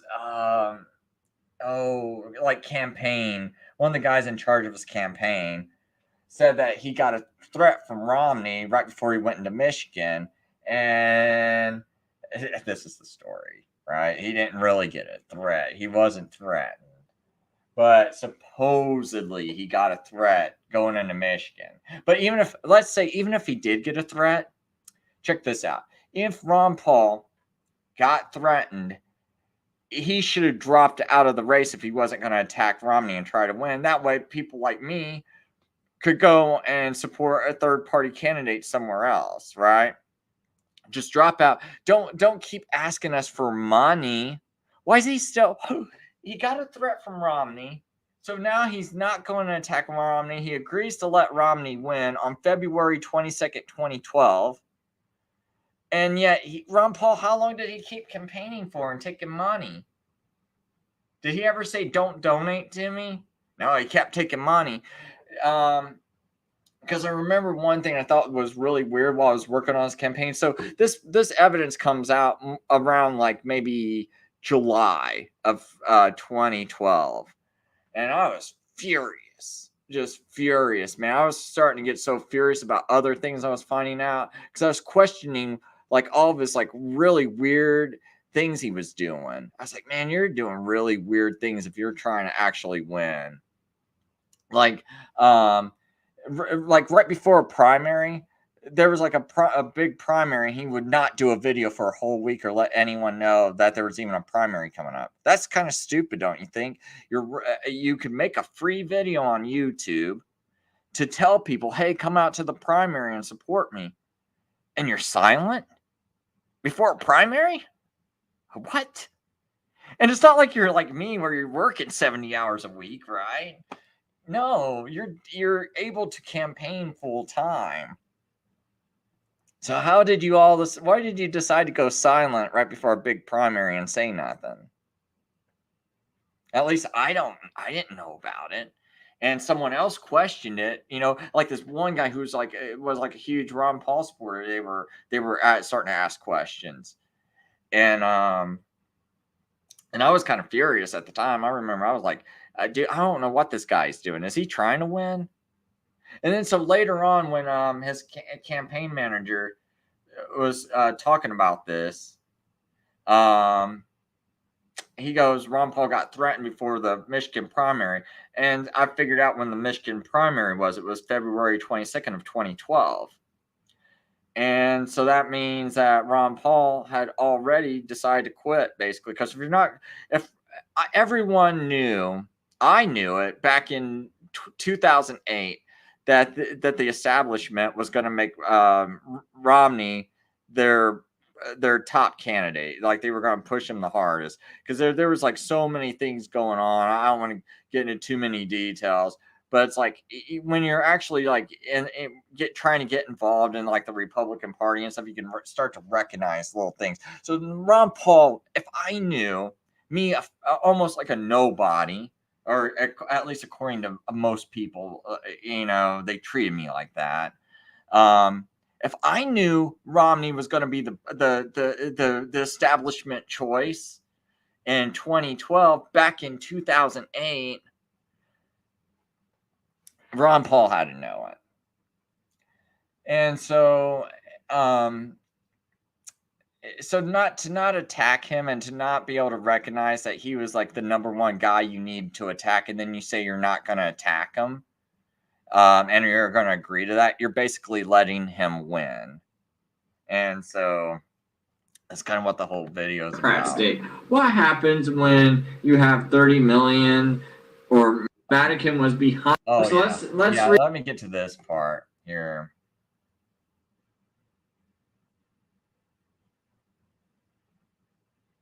Doug Weed, that was his campaign manager. Doug Weed, W-E-A-D.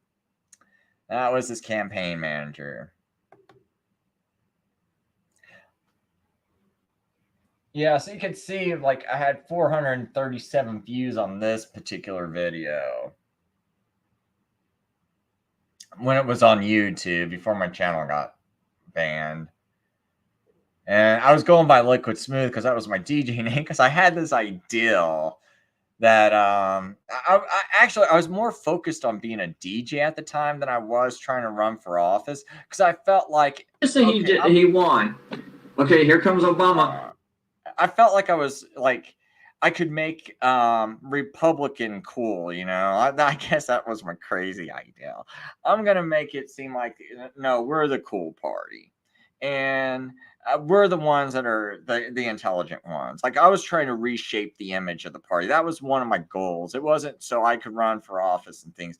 It was so I could help good people run for office, because I can be like, oh, okay, look, you look stiff. Yeah, you don't have a lot of personality, but don't worry, good old Liquid Smooth to the rescue to help you have a good image, or to make you look cooler. Or at least I knew how to, I kind of knew how to talk to crowds a little bit better, make someone more palatable, and plus I was just more aggressive. I felt like some of these people were so passive that, it didn't even take a great personality to win. You just need to not be so passive. And that's kind of what people's excuse for Ron Paul was. Oh, he's so, he's like a grandfather. And, oh, yeah, I want to play this little part. Ron Paul quit. Yeah, with the numbers. I definitely agree. But do you think that there's been, from the campaign side, do you feel that there's been any kind of disconnect with the grassroots? Yeah, there has been a disconnect. And the biggest disconnect was over our inability to, and our decision not to attack Mitt Romney going into Michigan. Now, did you catch that? Not to attack Mitt Romney going into Michigan. That was let's listen to it one more time. Not to attack Mitt Romney going into Michigan was over our inability to, and our decision not to attack Mitt Romney going into Michigan. That's the basis of all of it. And I favored us going after Mitt Romney. I wanted to go after him like crazy. Yeah, you had to The if you want to argument win. against going after Mitt Romney was that he had a tremendous amount of money. And he threatened to drop an A-bomb on us. He threatened to destroy forever the name Ron Paul by producing commercials that would, and advertising that would destroy his name and reputation. And that was the argument in favor of, if he's already won the nomination, which our numbers told us he had. By the way, those of you listening, this is all for our defense. This is to protect us. Now, did you catch that, folks? He said that their numbers already show that Romney won the nomination. But all this is back in February 22nd, and yet here he is still collecting money and all this stuff, not telling you people that it's over. He would not come out and say it's over. He just kept collecting money, and he kept having people like Matt Larson telling you Ron Paul didn't quit. Yeah, I cannot stand Matt Larson. Dude, if I ever got in a room with him, good grief, dude. That guy, he would make all these videos just shilling from Ron Paul, making every single excuse, trying to get all these people rallied up in him, wasting their time continuously over and over again. And it's like, the truth is, Ron Paul took your money. He just robbed you. He's just a snake, an absolute snake. And oh my gosh, man, there's so many times when I had a friend and he tried to get me to go to some dinner where I could meet Ron Paul. And I'm like, dude, that's a bad idea. And he's all proud that he's taking pictures with Ron Paul. And I'm like, dude, if I was in the same room with Ron Paul, I'd probably punch him. I probably couldn't control myself. Because at that time, man, I was so just so furious. Because when you are working those kinds of hours and you use your free time to go, because you let your friend talk you in to go promote Ron Paul, and you have very little free time, you're not hardly sleeping. It's like I was sleeping like 2 hours of sleep a day, and because I'm trying to do all this extra stuff to help this guy win an election that he doesn't even want to win. Because I'm like, dude, well, because I'm someone that's like, well, if we're going to do it, let's go really, promote this guy and things like that. Let's like really, push it out there and things like that. And then it's like you find out that this piece of just excrement is doing this to you, just stealing money from you, making you think that he actually cares about winning, and he's not. And he ran this website because it's like my wife offered to she was really good at website design at the time, really awesome. And whoever he hired was like, and here she is, she's out of work. So it's like, and I'm like, well, maybe you could do this for him and offer it and do it for free. And maybe, that helps you get a job and everything. Right. And so she was like, I was reaching out to him for her. So like, hey, can you give her, maybe get a job? Because whoever's doing your website design is horrible.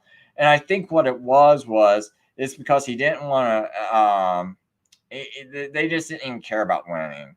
Because like you go on his website, the videos don't work when you try to click them to play them. There's all these errors. My wife thought, it was garbage and unacceptable. I thought it was unacceptable, and I didn't even know that much. And I was like, is it just me, or is this just like real garbage, like real below standard? And she's like, no, it's pretty bad. And I'm like, yeah, that's what I thought. I thought this is pretty inexcusable for a guy that's collecting all this money from people. And you're supposedly getting hated by the media and all this. So the smartest thing to do would be to use alternative media. And then people probably make excuses. Oh, he's an old man. No, excuses,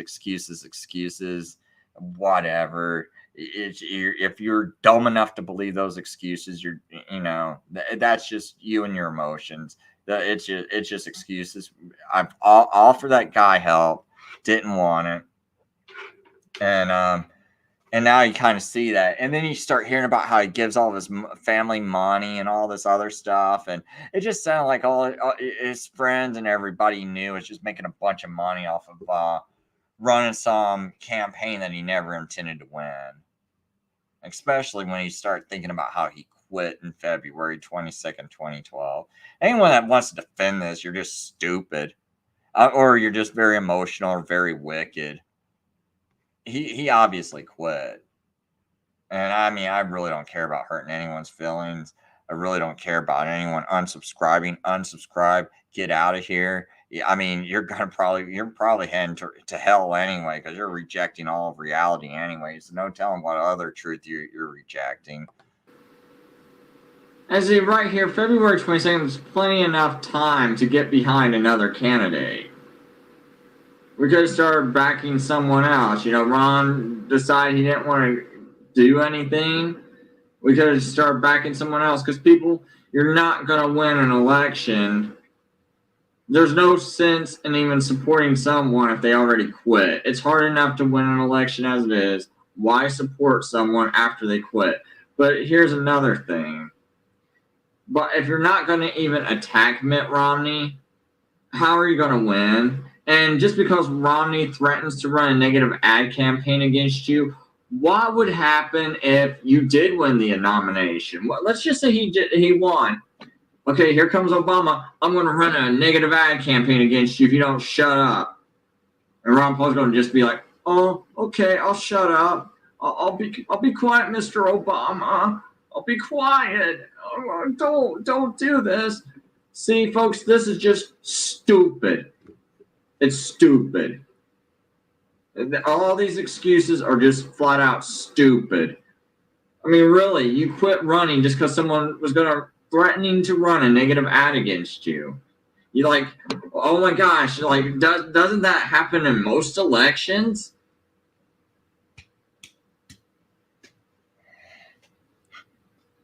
Or, I mean, was it? I mean, I forgot about that point. Yeah, it's like, well, Doug Weed's like, well, you know, Ron Paul, you know, Romney threatened to run a negative ad campaign that would ruin his reputation. It's like that happens in every election. Dude, what would have happened if you actually won that nomination and you actually ran against Obama? You know, Obama, Ron Paul, I'm going to run a negative ad campaign against you. Well, he done lost. Just like, man. You know, people's like making excuses. Excuse. It's like, dude, no, you're just stupid. Or no, I actually think it's wickedness. I at that point, I think it's wickedness. It's like, how can you be that stupid? You're just wicked. You just want to live in delusion. Man. Romney going to say something that was true about Ron Paul, something negative, bring it to the surface, and Ron Paul didn't want his image hurt. And maybe that's what Doug Weed's really saying. Yeah, see, that's your only two options.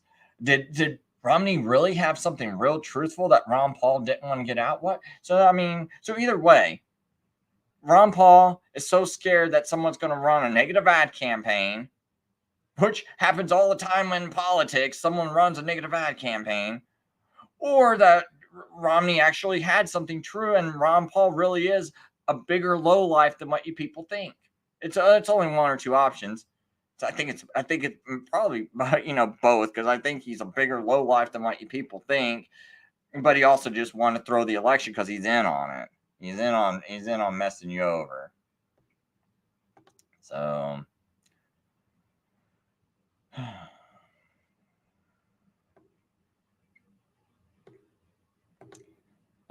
Jamie, it is what it is, man. It is what it is. It's banging my head against a wall for like over at least 10 years. So you say you have a great book called The Historical Confirmation of Historic Periods by Heinz. Oh, God. Wow, I could never pronounce that name. Whatever seminary that is. Austria May 2010 Heinz. the Israel of God and prophecy, principles of prophetic interpretation. Yeah. Andrews University. I don't know, man. Maybe they got something good archived. Man, I also remember when poor old Gaddafi got killed.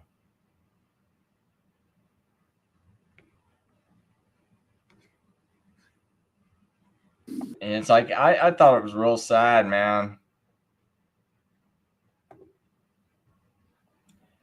Because Gaddafi, he actually did a lot for Libya. You know, they had free housing, free medical care, and they did it all because they were selling oil and or whatever goods they had. I can't remember what stuff they had, but he wound up getting his whole country to where it's like, you know, every person had a house, because before he became the leader of that country, most people lived in tents, even his own parents. And he says he wouldn't even put his own parents in a house until he had all the Libyans in a house, and actually kept his word, because I can't remember if his parents actually died outside the house or not, without a house or not.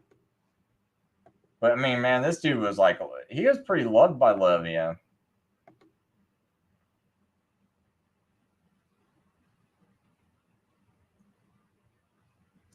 And they had Donald Trump. I mean, it's like they were really ready to have that whole. I think they were planning all those riots that happened in 2020 way back. You know, here's September 2016. They're running all this. They're making sure you associate Donald Trump with the KKK and then associate his followers with the KKK. Just like they want to associate his followers with Russians, and now they're saying, you know, because they knew they were going to have the Ukraine war. They already knew it way before Donald Trump even got elected, that they're going to have a Ukraine war in 2021. But you know, so let's make sure we also connect Donald Trump to Russia. That way, you know, his followers, they try to protest against the Ukraine war, they're going to look like Russian sympathizers. So you can't say anything bad, you know, and just create all this divide and have this war. The war looks like a bunch of nonsense with Russia, but yet, you know, we're going to associate Trump with the Russia. And then now if you say something about that, you obviously must be a Trump supporter, which I'm not. I hate Trump, but yeah, like this part right here. I'm just gonna play this because I always thought this was kind of sad what happened to Gaddafi. Just a little bit, just down memory lane, so people kind of like, wow, man, things have been really messed up for a really, really, really long time. Some people were like, wow, I've been stupid for a really long time, and some people were like, is this really waking up? And some people are sitting there in disbelief. They stumbled across my channel and they're like, who is this guy? You know, I just was looking for random lives on Rumble. I stumbled across this.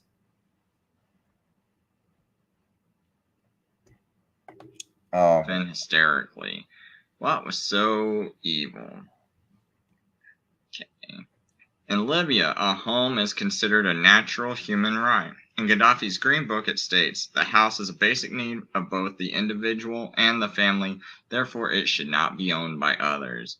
Gaddafi's Green Book is the formal leader's political philosophy. It was first published in 1975 and was intended reading for all Libyans, even being included in the national curriculum.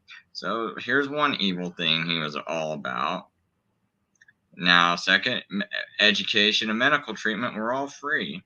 Under Gaddafi, Libya could boast one of the best healthcare services in the Middle East and Africa. Also, if a Libyan citizen could not access the desired educational course or correct medical treatment in Libya, they were funded to go abroad. See, these people didn't have to pay for this. See, we still have to pay insurance premiums that just went up about 2-3 times as much, 4 times as much. Yeah, it was free there. And remember, the Democrats, right? They're the ones that are like, oh, free healthcare and we want free healthcare and everything. And who was the president that was behind Gaddafi dying? And who did Hillary celebrate it when Gaddafi got killed? Yeah, she did. And Obama was president when this happened.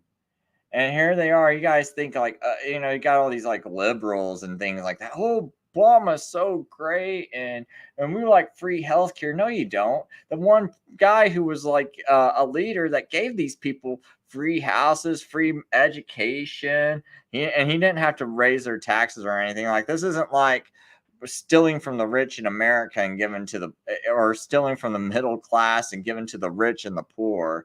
That's kind of what happens in America. They take all the working middle class and they give it to the rich and they give it to the poor.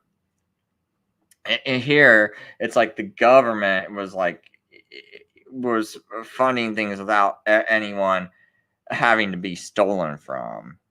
Maybe that's what the Democrats didn't like. It's like, no, we like stealing and then stealing from people who are working hard and giving it to the others. Okay. Gaddafi carried out the world's largest irrigation project. It was free to start a farming business. If any Libyan wanted to start a farm, they were given a house, farmland, and livestock and seeds, all free of charge. A bursary was given to mothers with newborn babies. When a Libyan woman gave birth, she was given $5,000 for herself and the child. Electricity was free. So, wow, you get $5,000, you got free electricity and a free house. That goes pretty far. Cheap petrol. During Gaddafi's reign, the price of petrol in Libya was as low as 0.14 cents US dollars per liter.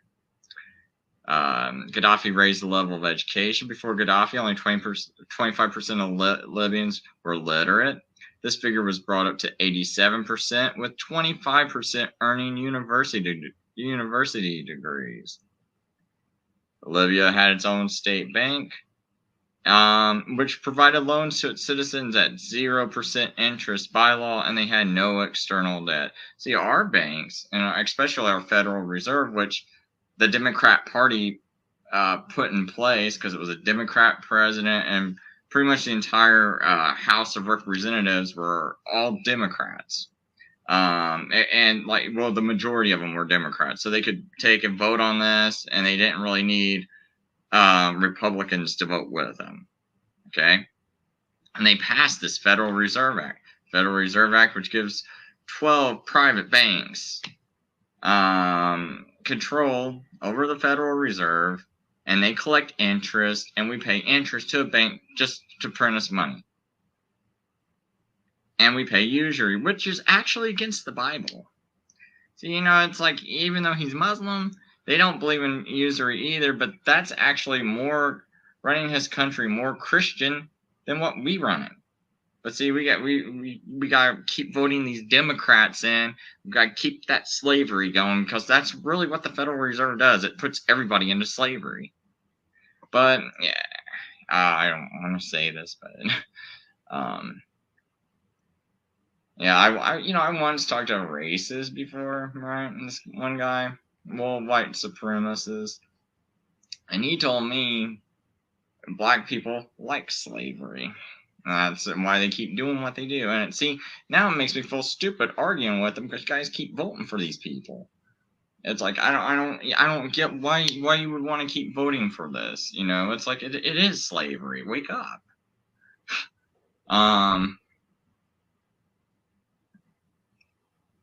Anyway, so this is this man we felt like we just had to go kill. And as far as I know, there was never any evidence that he did anything wrong. What did he do wrong? I mean, so far this sounds like a way better president and world leader than most world leaders in the entire world. And, here's Clinton. Let's just How did she sound after killing such a horrible man? We came, we saw, he died. She's laughing about this. You know, I mean, man, this like really, you know, I mean, it killed people. Not just an innocent man, it killed other innocent people. And, you know, it's like, really? People are going to tell me they're going to vote for her? And you're going to sit there and tell me you're Christian? I don't even want to hear that, man. Because it's like, that's so twisted. I mean, this guy was he's seen everything I've ever saw about him was a good leader. He even let his own citizens have arms. What dictator, what evil dictator says, okay, gives the people they're oppressing weapons that they could use against them? See, I mean, obviously, these people were armed for a very long time, never used weapons against them. And it's like one day all of a sudden all this stuff happens. But here's one more thing. See, a lot of you that tell me I'm stupid, you know, that want to vote for Hillary and you call me stupid. You don't even, you know, I've asked people, where's Benghazi? Where's Benghazi at? And they're like, I don't know. Well, you know what? It was in Libya, okay? And guess what? The same people Hillary helped support and back who killed Gaddafi, who she's laughing about, those are the people who went and killed those ambassadors. Yeah, the same people she backed.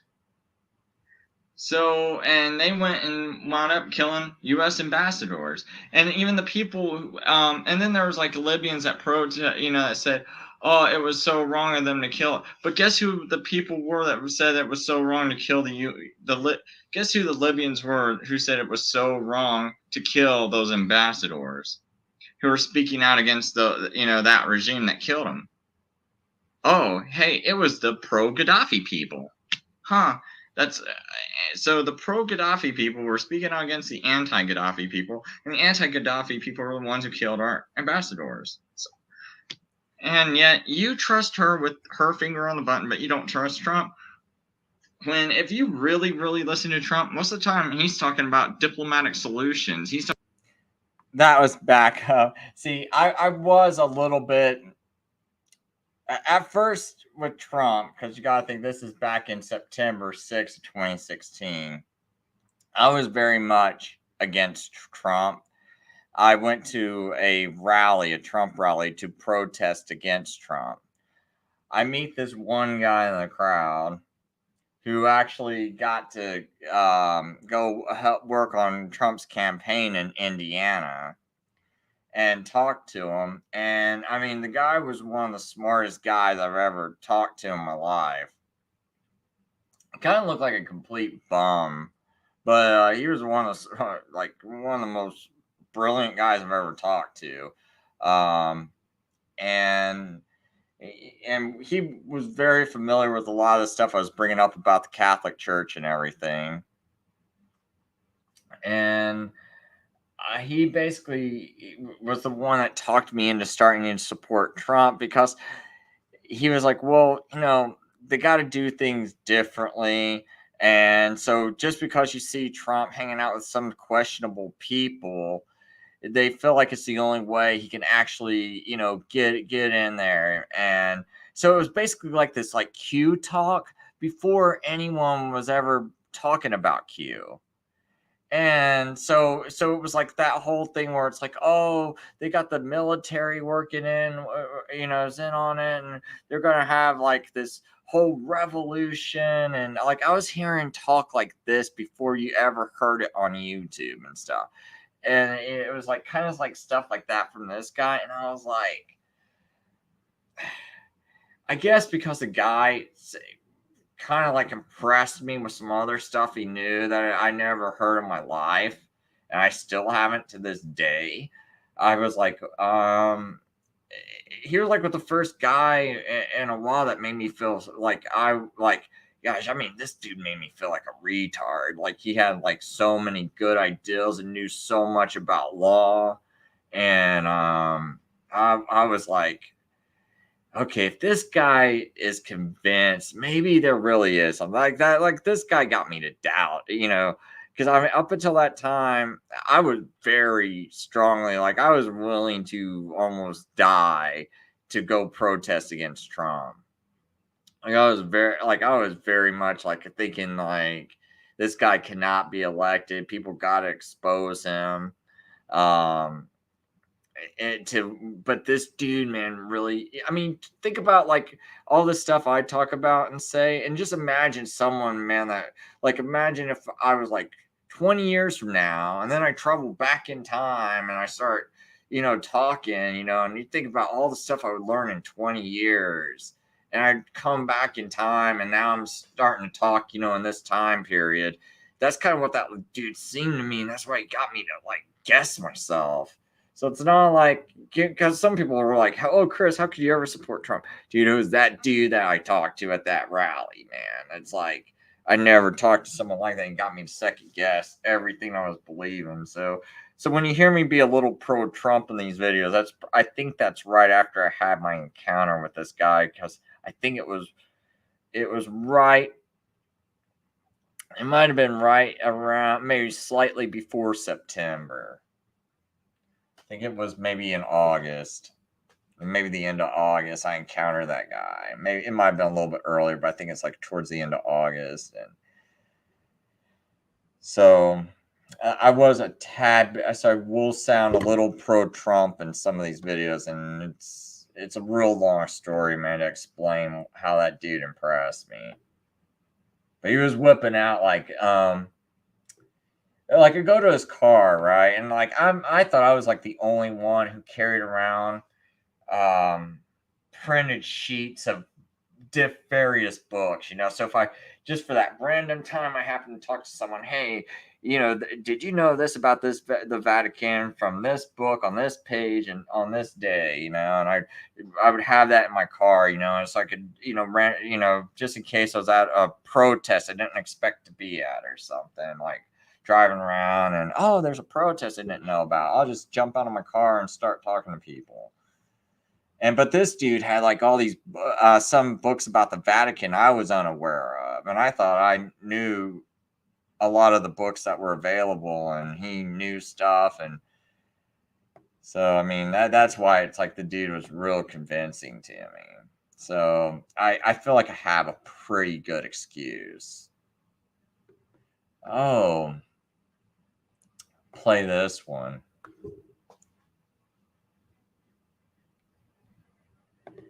So this was when I called Mike Braun. Hey folks, this is Chris Lucas. It's September 25th, 2020. It's about 9 o'clock in the morning, and I'm gonna try to get a hold of a senator. Wait a minute, what day did I say it was? Try to get a hold of a senator. I gotta see what day it was, man. I thought I heard it wrong. Sorry, people. There's a point. It's about 9 o'clock in the morning, and I'm gonna try to get a hold of a senator. Try to get a hold of Senator Braun, because I'm kind of curious. Why are you putting another Roman Catholic on the court? Or do you got a list of Protestants, and who are they, and how come I only hear you recommending Roman Catholics? Because, I mean, to be honest, if he says nothing, I really want to, I don't know, throw a protest party on his front lawn. I was getting so aggressive at this point. Because, man, this was in 2020. I was getting so sick. You gotta think, man. I had been working this whole pandemic. I was already so tired from extra work. And watching everyone kind of like act like COVID was a vacation. Like, I got this check from government. I'm on vacation. I'm sitting here overworked, missing seeing my kids, watching everything like just go to heck. no one out protesting. Everyone just like acting like it's a part. People in La La Land just saying, "Oh, Trump's gonna save us, Chris. You're stupid. It's like it's all part of a plan, man. He's just locking us down because it's part of his plan. He's a good president, Chris. He's for us." All this stuff, dude. And I was about ready to just lose my mind. So yeah, I was getting kind of to the point of like, oh, I think I'm gonna have a protest party on Mike Braun's lawn. I was getting done, man. And I didn't even care if it was a one-man protest party. I was getting so angry. I mean, I'm getting pretty pissed about this stuff, to be honest. You know, it's like, because you were elected to represent everybody, not just the Vatican's interest, but Americans' interest. And you're supposed to represent, you know, like Protestants are mixed in there too. In fact, Protestants founded America.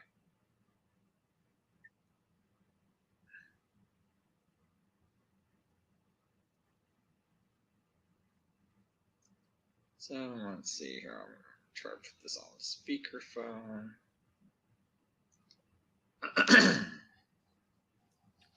Thank you for calling the office of United States Senator Mike Braun. No one is available to answer your call right now. We are constantly monitoring voicemail and will return your message as soon as possible. To relay a legislative opinion or to seek assistance with a federal agency, you may also visit our website at www.braun.senate.gov. Further, if you are currently working with a caseworker within the office, you may email them directly. Thank you. Yes, my name is Chris Lucas. My telephone number is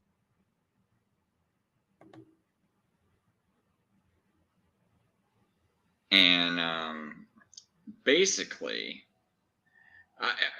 it's about the Supreme Court appointment. See, Mike Braun, he needs to represent everybody in Indiana, not just Vatican interests and not just Catholic interests. And to be honest, this is really starting to piss me off.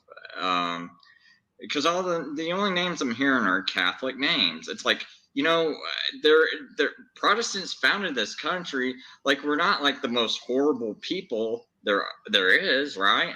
So, and don't we have plenty of Roman Catholics on there? And didn't like one of them, like Judge Roberts, isn't he always going the wrong way anyway? Kind of like whatever the Pope wants, since the Pope wants all this Democrat BS, like open borders, social credit systems. He doesn't seem to be against these vaccines or the lockdown or anything. And it's like, there's a lot of us that don't like this stuff. We don't like a lot of the things the Pope wants, right? The Pope sounds like a pretty freaking Democrat to me, right? And I'm just like, where are like the Protestant names? Why is it only Catholic names I'm hearing being bandied about for the Supreme Court appointment?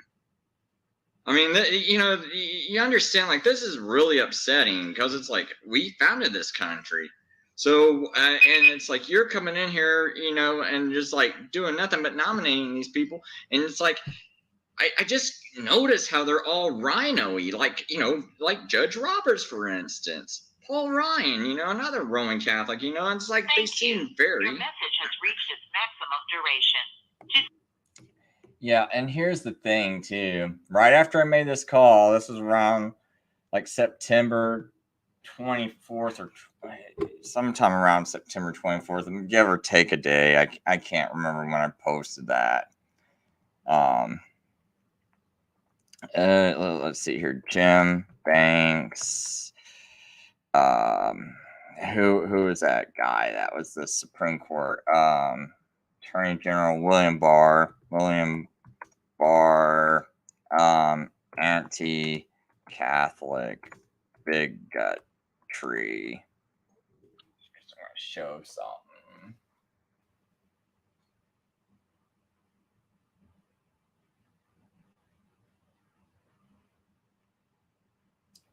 So it should be.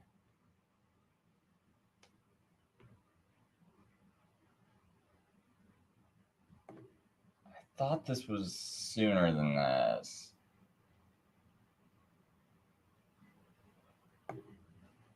Yeah, so see, here's I could have swore there was like one more time. I think part of the problem was because see, Jim Banks is a representative in Indiana too, and so him and Mike Braun were talking, and so Mike Braun calls Jim Banks. So Mike Braun doesn't look like the one, since I'm always the one calling Mike Braun out and getting mad. And so Jim Banks, then he goes, "Oh, hey, we got to start doing these investigations into anti-Catholic crimes." This isn't the article I'm looking for. There's another one where he, it's like the day after or the same day I call Mike Braun, when I made that call. There's another one where Jim Banks is asking William Barr once again, talking about anti-Catholic bigotry, and he needs to look into it. Oh, I think I found it right here. I bet this is it. Look at the date, September 20th, 2020. Look at the date on my video, September 24th, 2020. So same thing. So it's like, so here's this article, comes out the very next day, and what's it talking about? Republican Indiana Jim Banks calls the Department of Justice Friday. Same day I called Mike Braun to investigate increases in Catholic hate crimes and vandalism in the United States. So in the article, Indiana representative led GOP. So he led him. A guy from my own state right after I make the call to Mike Braun. And it goes a lot deeper than this, because it isn't just one phone call from me. But anyway, it's like, okay, so he's like leading the GOP members and sending a Friday letter to Attorney General William Barr. So like I've been saying, like, I don't think this was a coincidence, right? Like, really, the day I call him up and he's doing it later on that day. Because remember, that call was at 9 a.m. and this article comes out later that day. Because he meets him later that time. Well, I think this article was written the next day. This might have been written on like a Saturday, I think, or something like that.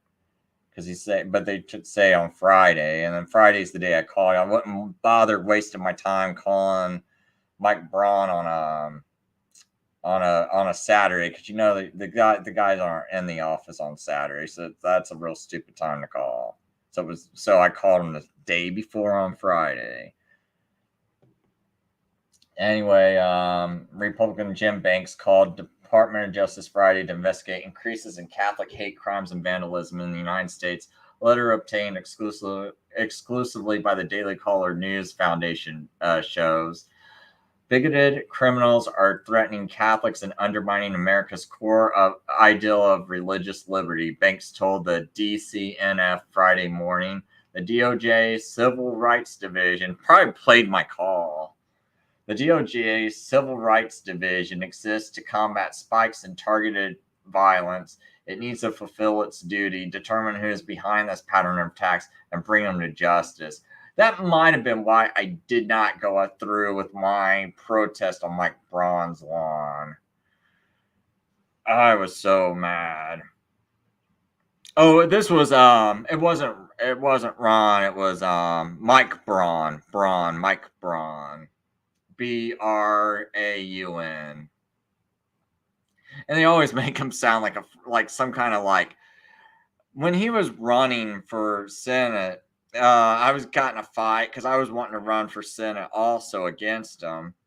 And so I got in a fight with this radio talk show host, Tony Katz of Indiana. Right. And so it's like, and we're going back and forth, and he's like, you're gonna try to win this election, and I start, yeah, I'm like, yeah, because Mike Braun sure ain't gonna do nothing. He's a Roman Catholic, and I start going into all these things, and everything that Tony Katz was laughing at me about. What did Mike Braun go and do? He supported a rhino pick for Supreme Court Justice, right? Amy Coney Barrett, who did what? Who voted against the Indiana University students who were trying to fight the COVID mandates, and she went against them. She also went against. She did some other legislation so she was helping to promote the whole thing that everyone was supposed to be against, including Tony Katz. You said you were against all this stuff, and now you're sitting there promoting Mike Braun, and Mike Braun is sitting there promoting Amy Coney Barrett and all these other rhinos, right? And they're all Catholics, and it all happened just like I said it was going to happen. And you don't hear Tony Katz, none of these clowns. It's like all that stuff's recorded. Oh, it was recorded until my Twitter account was destroyed that I was using to run for office. But I did have these tweets going back and forth between me and Tony Katz. But now, no evidence, no evidence.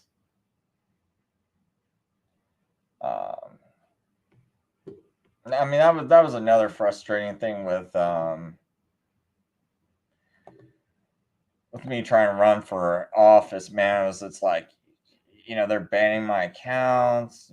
I'm also fighting people that say, "Oh, well, Trump's our hero," and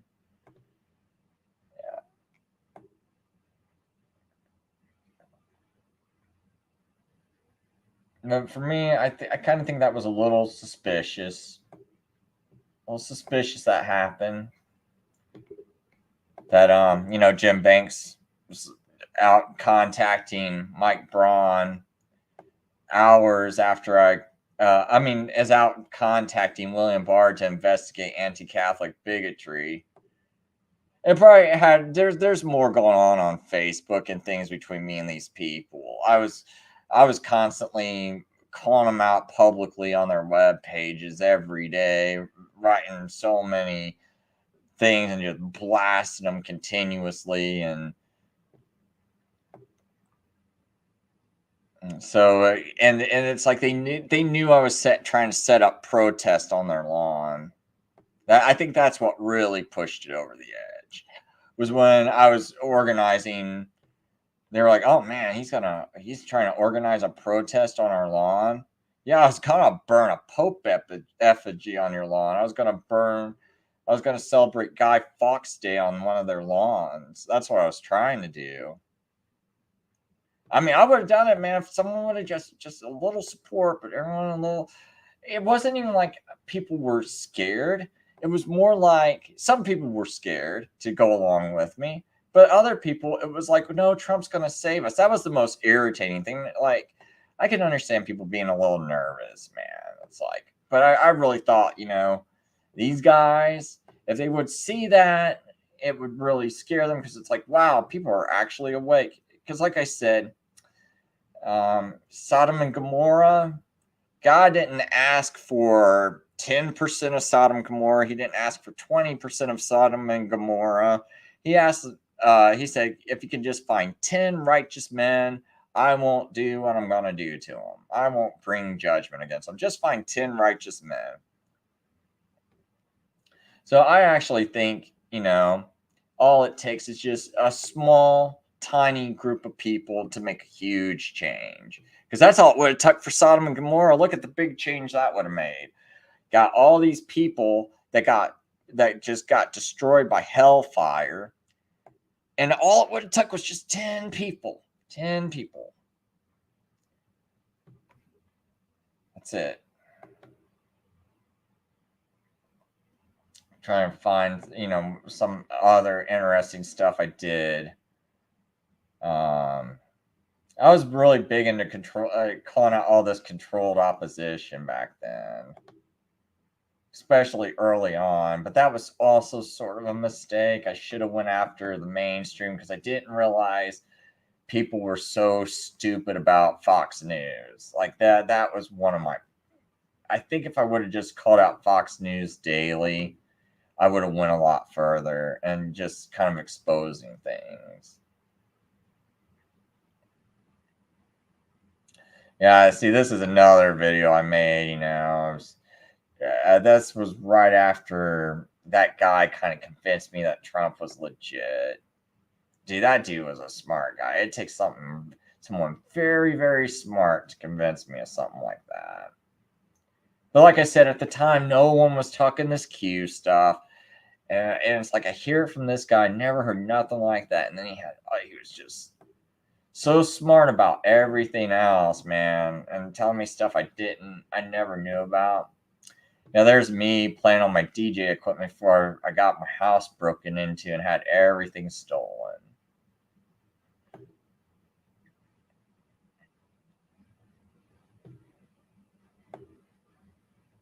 And yeah, I never did trust some of the stuff about Obama, all this hype behind Obama's forged birth certificate.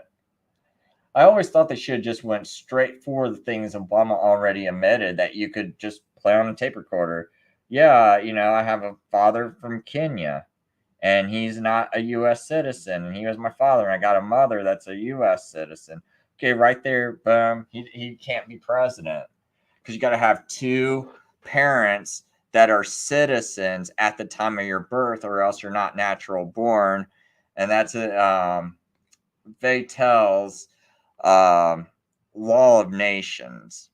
And in the Law of Nations, that's what our whole Constitution's founded on. And it goes into the definition of what a natural born citizen is. And he never fit that. And by the way, Kamala Harris, you know, neither parent was a U.S. citizen at the time of her birth, so she should not even be vice president. That's like having Shivai Dore, who was born in another country by two parents that aren't U.S. citizens. It's the same thing as having him become president. I mean, no wonder the guy just decided to go run. I mean, what the heck, you know? Go run for president. I know I'm not a natural born citizen or anything, but neither is Kamala Harris. And if you would bring that up at some point, then I would think the dude's a genius and he might have some legitimacy to him. But at some point, someone's going to bring that up, and I wonder if he's going to throw it back in Kamala Harris's face and the Democrats' face and be like, well, look, she's not a natural born citizen either. How can she be vice president? What if Joe Biden dies, has a heart attack? You know, he's so old, he could die any time now. And Kamala Harris starts running the country, and she's not a natural born citizen, but yet it's a president. And neither of her parents were citizens at the time of her birth.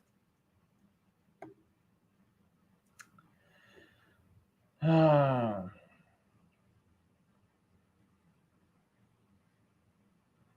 remember all these people claiming they're Reagan Republicans and talking about how they hate Trump and they're Reagan Republicans. And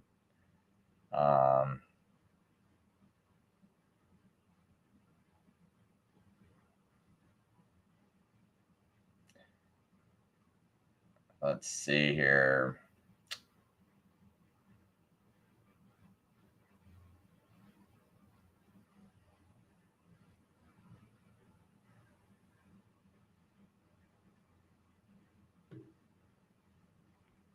Yeah, I remember, like, I made this video because it's like, I was like, man, I was going to support this guy, and like, you can't do it because, you know, he's basically supporting all these guys. You know, he says he's against amnesty, but he's supporting nothing but Catholics who are all for amnesty. But you got to remember when Trump got elected, remember when he said everyone was chanting, lock her up. And he's like, that played good before the election, but now, you don't want that. So same thing's happening now. You know, Trump, it's like, remember, you know, he helped that one transgender get, he defended that transgender person participating in a Miss America pageant, right? So he defends that. now all of a sudden he wants to be Mr. Now that everyone's against this transgender stuff, now he's saying, oh, I'm against it. There's only 2 genders. But guess what? When he gets into office, if you were to ask him if he's going to do anything, he'd be like, nah, I played good before the election, but no, you don't want that. And people just can't learn. They cannot learn. It just never sinks in.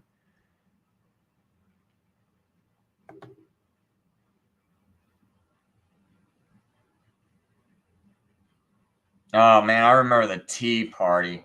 One thing that made me so angry with the Tea Party, because that was a big thing back in 2012, leading up to the 2012 election. So prior to 2012, I tried to get involved in it, and I started realizing that every person that's running it in my area and organizing it's all Roman Catholic, and I'm like, well, there's a problem here.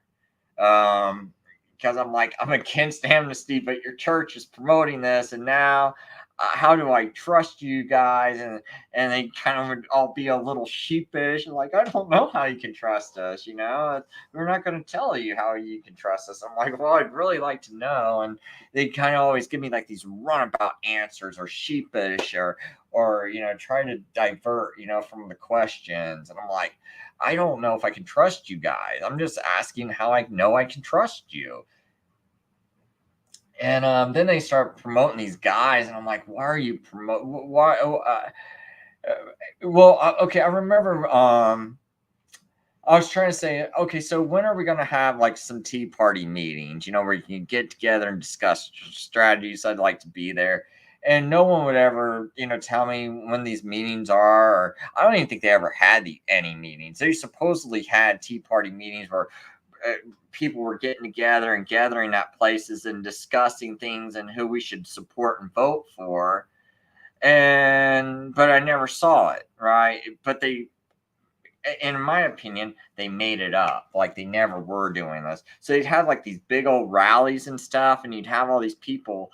But then it's like, but then I'm like never noticing anything else, just these things, So it looks like the crowd supports it. There's big crowds, 4,000 people coming to all these like public events and things like that, just filling up these places. But when it comes to actually discussing, like, okay, so who are we going to vote for? How are we going to organize? Like, no one, there was no leads anywhere as to far like who I could meet with and talk to. And then all of a sudden, one day they get on my local radio, on this local radio show in my area, and it's like, well, these are our Tea Party supported candidates. And I go and I ask them later, I'm like, so when did we have this Tea Party meeting to decide that these were the candidates we were going to support? And they would never answer. I'm like, so when was this vote? When did we take a vote on this?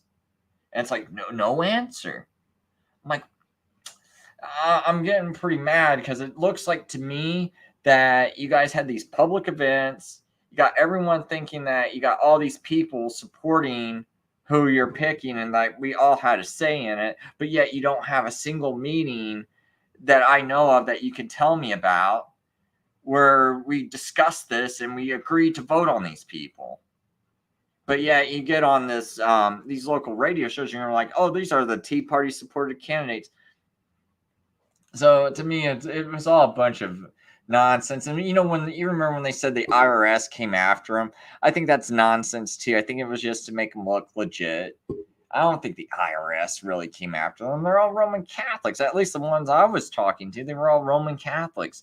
Promoting these like Romney type candidates. So it's like, really? The government's going to come after him, just like the government's coming after Donald Trump, and the government's so scared of Donald Trump. No. That's not really happening. It's just a bunch of stuff they put out there just to show, just to make it look like these people are not on each other's side. Yeah, and here's the thing too. I made like a video about that Zimmerman remember when they were like going nuts about Trayvon Martin and Zimmerman, made this video about how Zimmerman helped a murdered black homeless man get justice because some police officer did something to a black man. And he was trying to expose. So it's like, so if Zimmerman's such a racist, why is he trying to expose a cop who murdered a black homeless man? But they don't talk about that, do they? Did that ever be brought up in media?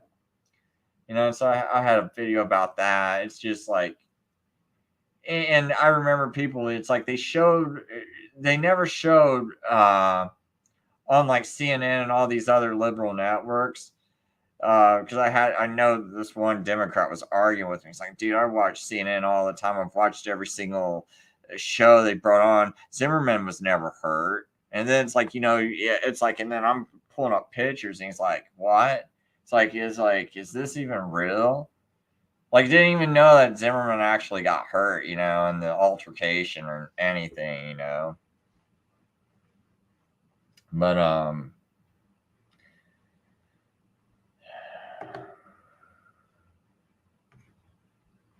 don't know. It's something I really don't want to go into because, man, it's just not really worth it. That's why I wouldn't even touch all the psyops going around George Floyd and all that, man. I was not going to even touch it. Because these people, it's like, even when you point them all this evidence, they don't listen. And so when it's something that's just like, it really, like, people get so emotional about it, about like, no, I'm right, and this is just this, you know, this is racism, and it's like, dude, it's not even worth talking to them. Not even worth it. They're so controlled by the people that are actually causing it all. They don't even realize it. It's the same people, that's causing it all, and you're supporting them, but they're causing it all.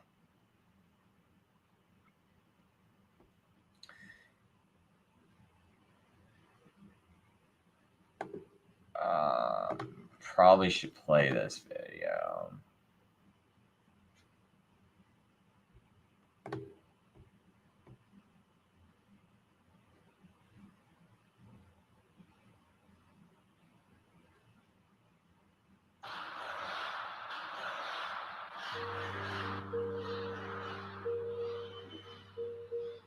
I will say this, Hillary Clinton has to go to jail, okay? She has to go to jail. I think she should be in jail for what she did with her emails, okay? And I'll tell you what, I didn't think I'd say this, but I'm going to say it. But if I win, I am going to instruct my attorney general to get a special prosecutor to look into your situation, because there has never been so many lies, so much deception. There has never been anything like it. And we're going to have a special prosecutor because you know what? People their lives have been destroyed for doing 1/5 of what you've done. And it's a disgrace. And honestly, you ought to be ashamed of yourself. Secretary, it's just awfully good that someone with the temperament of Donald Trump is not in charge of the law in our country. Because you'd be in jail. Secretary Clinton. Introduce to you the President-elect of the United States of America, Donald Trump. There he is, representing American political history. Thank you very much. I've just received a call from Secretary Clinton. She congratulated us, it's about us, on our victory. And I congratulated her and her family on a very, very hard-fought campaign. I mean, she fought very hard. Hillary has worked very long and very hard over a long period of time, and we owe her a major debt of gratitude for her service to our country. I mean that very sincerely. Their lives have been destroyed for doing 1/5 of what you've done. And it's a disgrace. And honestly, you ought to be ashamed of yourself. And we owe her a major debt of gratitude for her service to our country. I played straight before the election. Now we don't. Autism has become an epidemic. 25 years ago, 35 years ago, you look at the statistics, not even close. I want smaller doses over a longer period of time. Today, I want to update you on the next stage of this momentous medical initiative. It's called Operation Warp Speed. That means big and it means fast. A massive scientific, industrial, and logistical endeavor, unlike anything our country has seen since the Manhattan Project. Today, my administration released our detailed national vaccine distribution plan.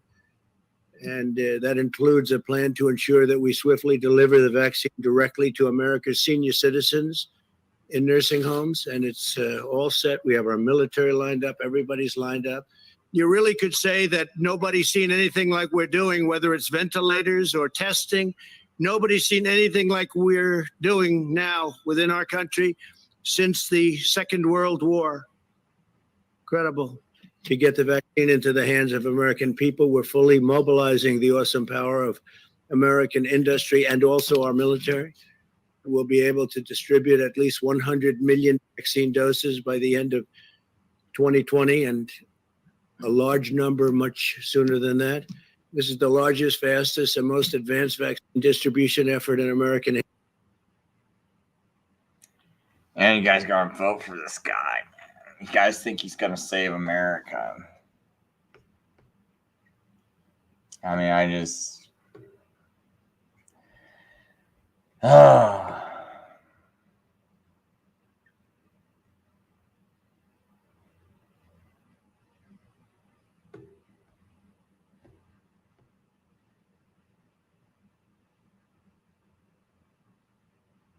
And I see I've been doing videos for quite a while. Actually, this one's older than 3 years, I think. I thought it was. No, maybe I did do this one 3 years ago. It's kind of hard to say, man. Because some of these, I feel like the dates are a little off on them. But, they might be on point. Oh, there was one I did miss, though. Well, maybe not.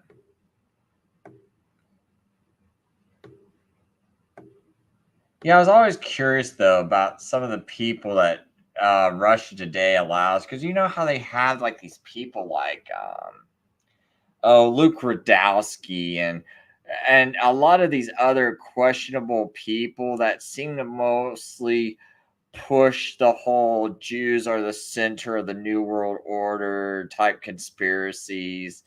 I can't remember this other guy. Not Luke Rudkowski so much. He definitely is a shill who Derek in the Midwest exposed, and he's the guy who started up We Are Change, right? Like that guy, the guy who helped found We Are Change, or one of the early members of it. And I remember when my friend from Derek in the Midwest, I'm not sure if he wants his real name known, but he went by Derek in the Midwest on YouTube. And he goes and starts up We Are Change Oshkosh and infiltrates We Are Change and basically just like really expose that whole organization as being a controlled opposition organization.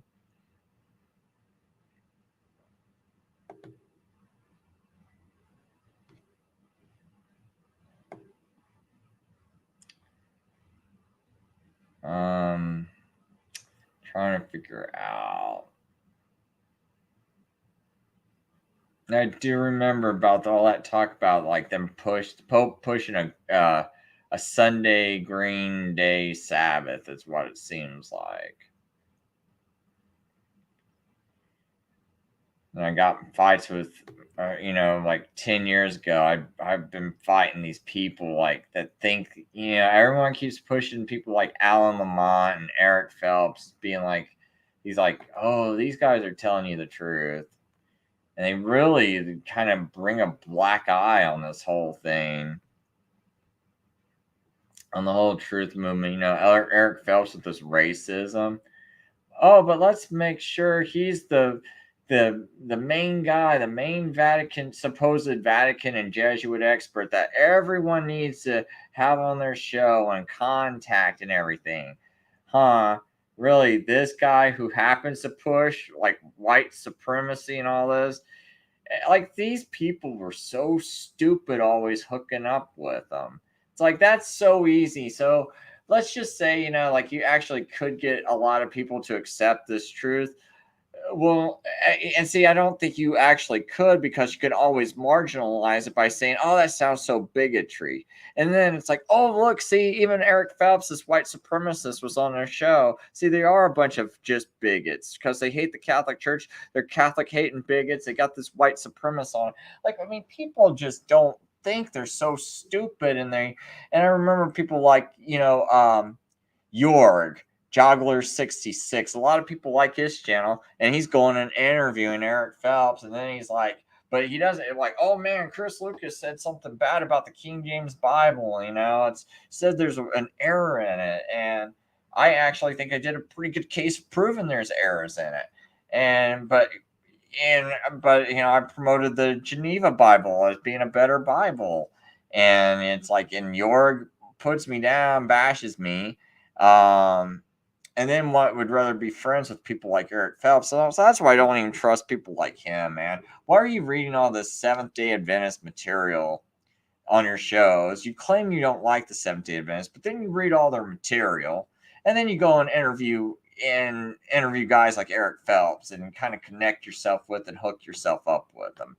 Just, I don't know, man. Just doesn't make a whole lot of sense for a guy that's supposed to be like some guy about truth.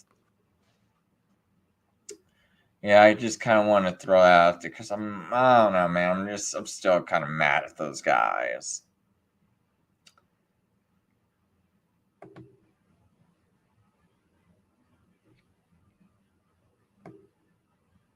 Yeah, I remember one time I actually got a hold of someone on the NBA, but they didn't keep the conversation.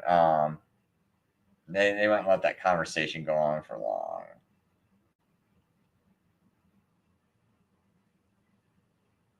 But I mean, it was kind of like just kind of like a dumb thing I did, because I was basically seeing what would happen if I took like like something big going on the news and I called the NBA and people saw my video, like if it would go viral. Like I was trying to find what, like, you know, how that whole system worked. You know, it's not like Roy Hibbert was like some player I cared about that much. But I do think some of the stuff that the media was making a big deal out of was stupid.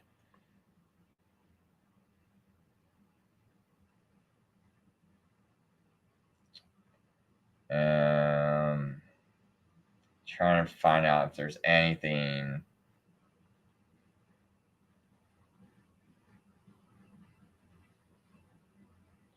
I think this is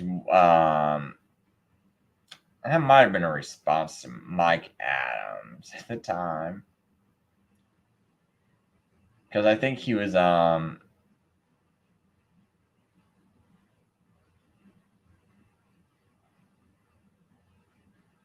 oh yeah, because I've made this video because I was like saying, if you think the commandments have done away with, I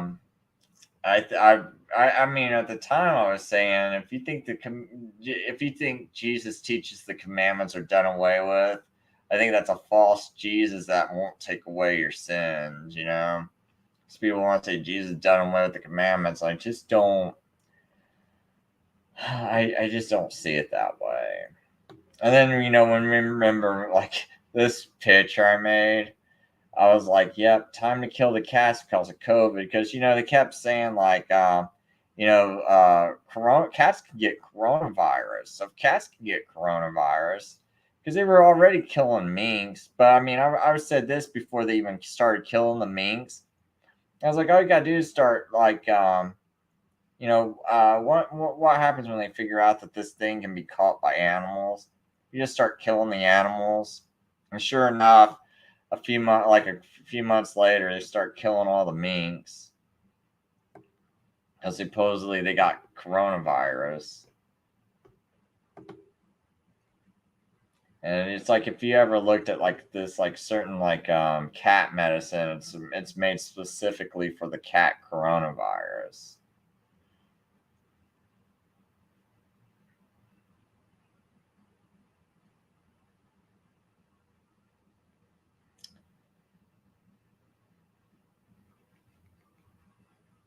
See, that's like a video I made prior to finding out all that information I found out about Ron Paul. So I think that was when I was a little bit more pro Ron Paul, and I was still starting to get a little angry, but I was still trying to support him. So that's before I made my videos, like, really ripping into him. So it's like, people that think, oh, you're always hating him, he's always just crazy. No, there's a reason why. I actually worked on this campaign in Indiana, and that's why I was so mad. You find out these people aren't taking it serious. There's a little ad I made because I was going to try to run against Mike Braun, and I was challenging him. And the thing is, on this, if you notice, I did this on purpose. When I listed the 3 opponents, I listed them purposely in this order because I knew in the primary that these were that this is how the primary would finish. Mike Braun first, Todd Rokita second, Luke Messer third, and that's exactly how the primary ended. I predicted that from the get-go, even back when they said, oh, Mike Braun's such a long shot, and I was like, no, you guys are making all this up because he's owning a business. You can tell exactly how this guy is playing the game. And he's saying that he's trying to mimic himself like Donald Trump. And you got all these like fake, Tony Katz, radio host, just going along with it. And then all these people like, oh, I'm going to have this political expert on, and because we don't know how this election's going to go, this primary is going to go. It's such an exciting primary. And I go and I list it almost, a year before the primary even happened. I mean, not a year before the primary, but 6 months before the primary even happens, I call out the exact order that the guys are going to finish.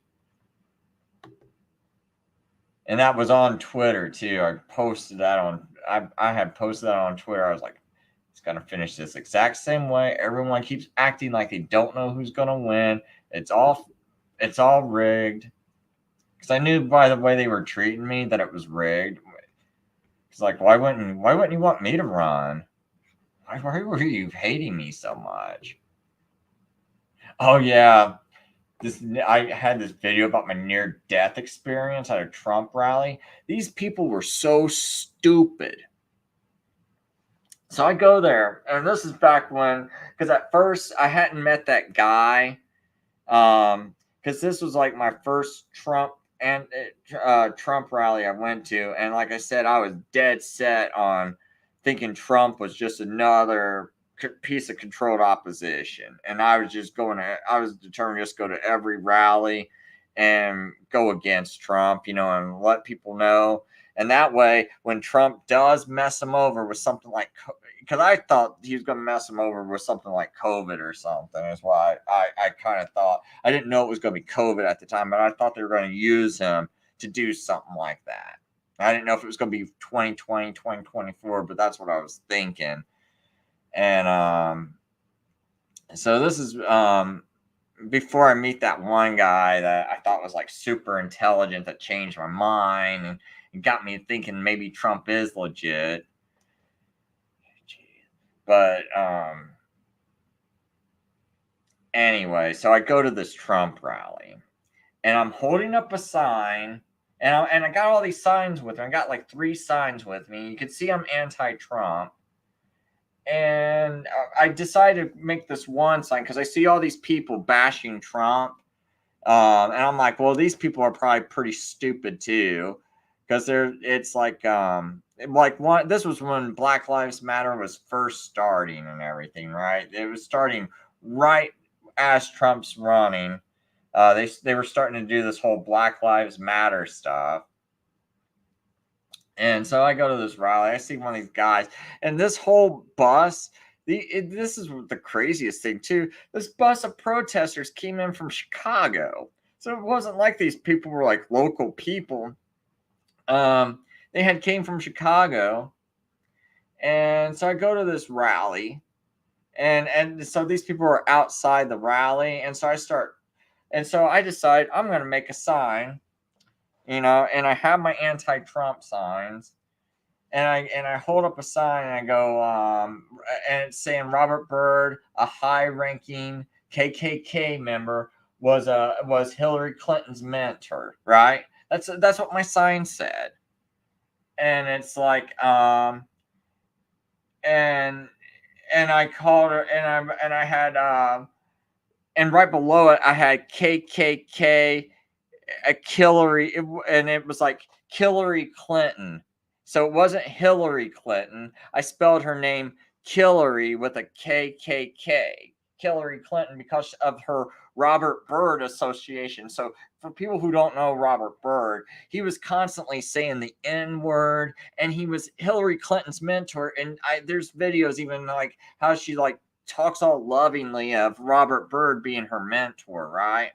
So I'm holding up this sign saying Robert Byrd, a high-ranking KK member, was Hillary Clinton's mentor. And this stupid people just walks up to me like, super aggressive guys, and they're like either teens or early 20s, walk up to me and they're like, hey, what's that about? And they're mad. They're about ready to kill me, right? They got weapons. They're about ready to just murder me right on the spot. And I'm like, here, I can explain. And there's like, hey, shut up! All these, black people like, oh my God, I will kill you. And it's like, shut up. I'm like, let me explain shut up. Let me explain my sign. Shut up.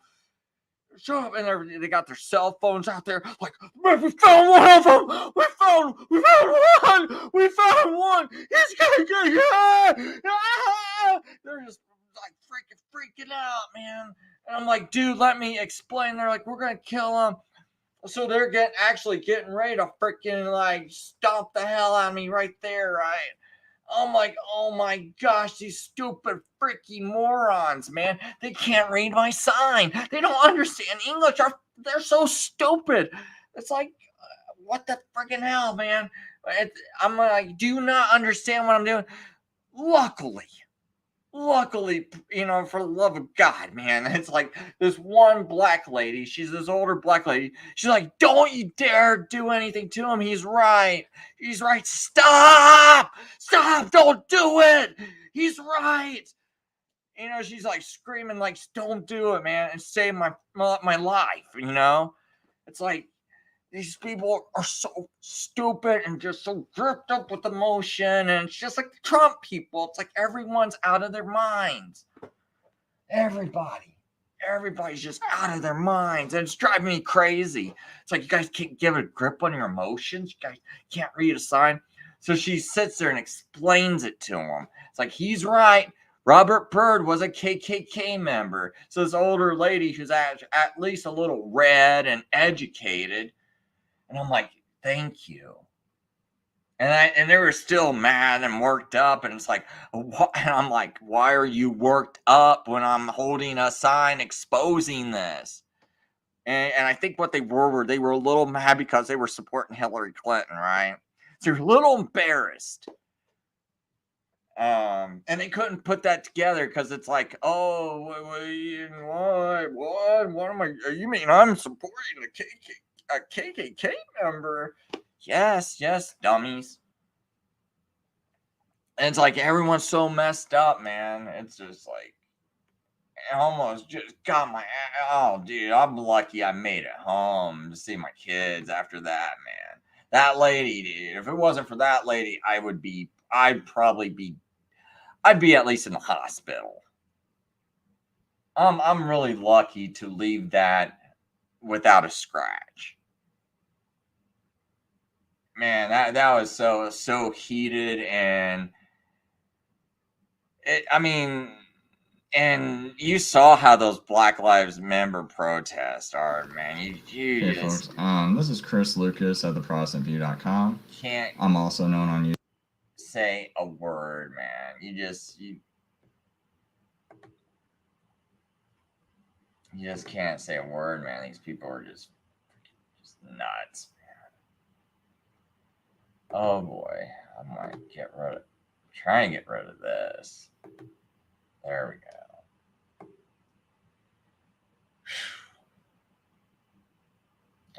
Gosh, man, that was just nuts.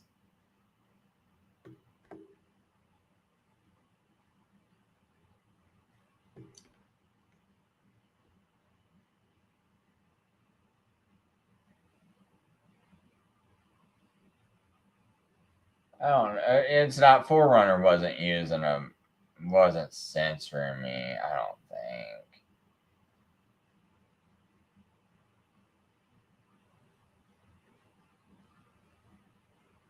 Or maybe I was. Oh, no, I can't remember what it was. I actually have talked to, I believe his name Chris also. I thought Forerunner. Kind of a little disappointed in the guy, to be honest. I'm not going to go into it because I'm kind of on friendly terms. It's one of the few Seventh-day Adventists I'm on somewhat of decent terms with.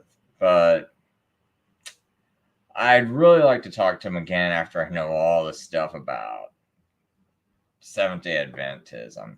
Oh, this video right here, I do. See, this is one of the biggest things me and the WorldNet Daily ever. All right, hey folks, this is Chris Lucas of the Protestant View. Where that we got into the fight about. So who is this? Oh, there's a certain name I'm trying to find. Oh, Pacepa, that's his name. Ian Mahai Pacepa. So Pacepa. This was supposed to be this guy. That was like a former, Soviet agent or someone who had some kind of association with the Soviet Union. But anyway, and then it's like so he and now he's revealing all these secrets. I'm also known on YouTube as Liquid Smooth, telling a lot of lies and working publication. But I call him telling a lot of lies and working with the enemy. I'm going to show you that these people are actually a bunch of traitors to America, and they're purposely promoting disinformation. And oddly enough, their new book that they're promoting on their website is called Disinformation. And it's basically what this book is supposed to be is, well, right here it says it right in the title. This is the title of their book, by the way. Disinformation. Former spy chief reveals secret strategies for undermining American freedom, attacking religion, and promoting terrorism. And basically, this guy, Pacepa, this is how you would pronounce his last name. He's a Russian defector, and he's supposed to be like the highest ranking Russian to ever defect to America. And he's supposed to be revealing all these secrets about what the Russians have been up to and what the Russians are doing to our country. WND had this article that came out a few days ago, and it's churches denouncing Zimmerman exposed. Well, in it, they were supposed to get information from the same Russian. And basically this Russian was telling them how the National Council of Churches are working with the Russians, or Russians are controlling the National Council of Churches and the World Council of Churches, and basically promoting all this racial tension about the Zimmerman verdict. And he's basically saying, you know, the Russians are actually behind all this. Because down here it says, from the book's Prelude, in March 1996, a sensational story jolted the American conscience. The National Council of Churches and the Center for Democratic Renewal, two secretly Marxist organizations headquartered in the United States, held a joint press conference to announce a huge increase in the number of arson cases committed against black churches in the United States. Now, this basically goes on to, you know, talk about how Bill Clinton denounced those fires in a radio address, and he proposed a new federal task force to investigate them. The president spoke with emotion about his own vivid and painful memories of black churches being burned in his own state of Arkansas when he was a child. So, and basically this goes on to say how all those accounts by Clinton were false, and they probably were false. It was probably all concocted. To charge rate and a bunch of lies to try to promote, you know, that there is more racism going on than what there really is, and that, you know, Clinton's gonna take and help fix that. But my problem is not, you know, in revealing that, it's saying that the National Council of Churches are actually working with the Soviet intelligence. And they say that and he goes on to say the National Council of Churches parent organization, the World Council of Churches, Pachepa, points out, actually instigated the church arson disinformation campaign. So, and I'm just pointing out, you know, basically, you know, where I stumbled across this video, because it's like down here, you know, you can start to see them promoting this video more. But I don't think Russia was really behind any of this. If anything, I think the Vatican, working with our own government, was behind pushing this disinformation, because I believe the Vatican actually runs the World Council of Churches. And because a lot of people have been saying these are all ecumenical organizations anyway, the National Council of Churches and the World Council of Churches. Okay. So, you know, the Vatican really runs those places anyway. It's not Russia, it's Vatican, and Vatican is a country, okay? But down here, here are just some more things about this video that they say they're going to reveal. And I'm going to tell you that some of these are lies, like how Pope Pius XII, a generation ago, the world's highest profile Christian leader who personally saved countless Jews from Hitler's Holocaust, was transformed through the magic of disinformation into a Nazi sympathizer. And this guy goes on to say that that Russia was behind promoting all this information to connect Pope Pius and Hitler together. And we know this is a lie, because, you know, the Catholic Church and the Vatican was involved with the Ustashi, who were doing the exact same things as the Nazis. In fact, they were running, they had a Catholic Inquisition going on where they were killing all the gypsies, Orthodox Christians, Jews. And a lot of people said Jasenovac was one of the cruelest concentration camps there ever was. They're way worse than anything going on in Nazi Germany. And this had Catholic priests running it. Antipavelek, you know, got awards from the Pope.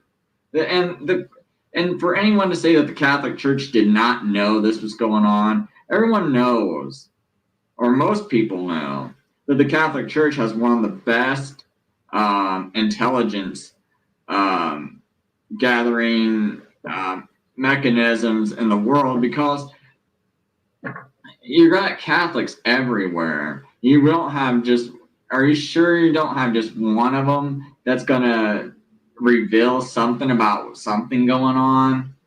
Because they definitely had them littered all throughout the Eustache, and not one of them said something that got back to a priest that got back to the Pope. I mean, because like a lot of these priests, it's like having spies. It's like the Pope having spies. And to say that not one word would have got back to the Pope about any of this, to me, is ridiculous. But then when you go on and read it, if you, I don't want to make this video too long, but if you go in to actually do this research yourself about the Eustache, you will see that there's no way the Pope did not know about the Eustache. Okay, and if you do the research about, yeah, actually, the Pope even awarded Pavlik, who is the head of the Eustache government, with rewards. You know, so he knew everything that was going on. But I mean, I think it's just so interesting how the WorldNet Daily, who, like I said, partners with Alex. Sorry, my throat's getting a little scratchy. WorldNet Daily is ran by Joseph Farah, F-A-R-A-H, and Joseph Farah is always on Alex Jones shows, and they're buddies. And here it is. You got WorldNet Daily pushing this just retardedness. This is like the same kind of retardedness that Donald Trump. I mean that man, I might have to go soon. Oh no, I suddenly lost my voice. But anyway, this is the same kind of nonsense that Alex Jones would promote, right? He's like, oh, Donald Trump's trying to hurry up and get a vaccine out faster than Bill Gates can get a vaccine out, because he knows Bill Gates has got a dangerous vaccine, so he wants to help people get the vaccine out first, And so when you're reading this kind of stuff, like, oh, well, we're pushing this film and this book called Disinformation, that, we got this guy that used to be a spy for the Russian government, and now he's giving us all this inside knowledge and information, and oh yeah, it's like Pope Pius, he wasn't really a Nazi sympathizer. This is how we, the Russians and the communists were making him seem like such an evil guy, and we wanted to turn him into a Nazi sympathizer to make him hated, so we could weaken the great good church, the Catholic Church. This is the same kind of tactics that in this book, hey, let me bring this up. Slash.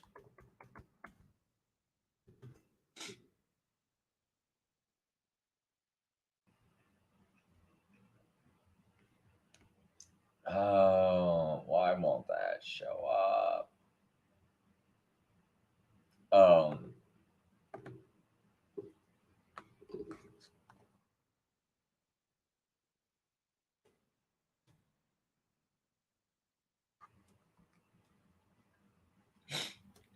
Sorry, I typed in, I was missing some letters.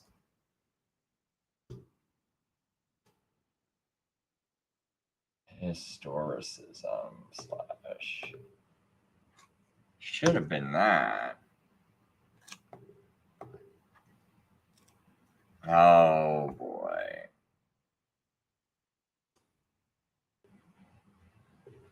Oh, wait, let me try this one. Leo.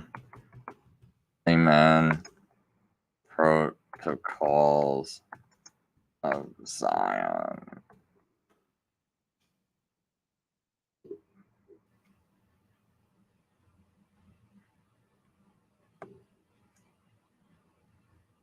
It was real nice the way it used to be on historicism .com. Let me historicism.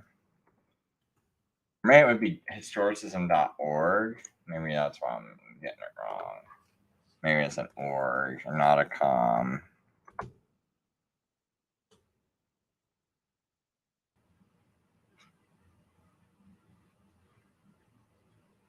Okay, here it is. When you read the Protocols of the Learned Elders of Zion, it's supposed to supposedly it's exposing the Jewish plot to take over the world, right? So like there's these protocols and someone finds them in Russia and it's like, oh, we found the Jews' secret plans to take over the whole entire world, right? And so that's why they keep always connecting the Jews to communism, because they're saying, oh, they're the ones that, you know, are planning the takeover. And so it's these evil Zionist Jews trying to take over the whole entire world, right? And it's like, you know, it's supposed to be like, so when you see all these people and it's like, why are these people always talking about the Masons and stuff like that, and so wrapped up and like, oh, the Masons are behind, because they like to take and tie it back to the Jews, and then say the Jews control the Masonic order, and say that it's tied back to this whole Elders of Zion, the protocols of the wise men of Zion, or the protocols of the Elders of Zion. It's got a couple of different names, and some people just call it the Protocols of Zion. But anyway, there's supposed to be like this secret conclave at which these monstrous plans were purported to have been drawn up. It's said to have been held under the auspices of one of the most influential and highly initiated leaders of Freemasonry. And they are said to have been signed by the representatives of Zion of the 33rd degree.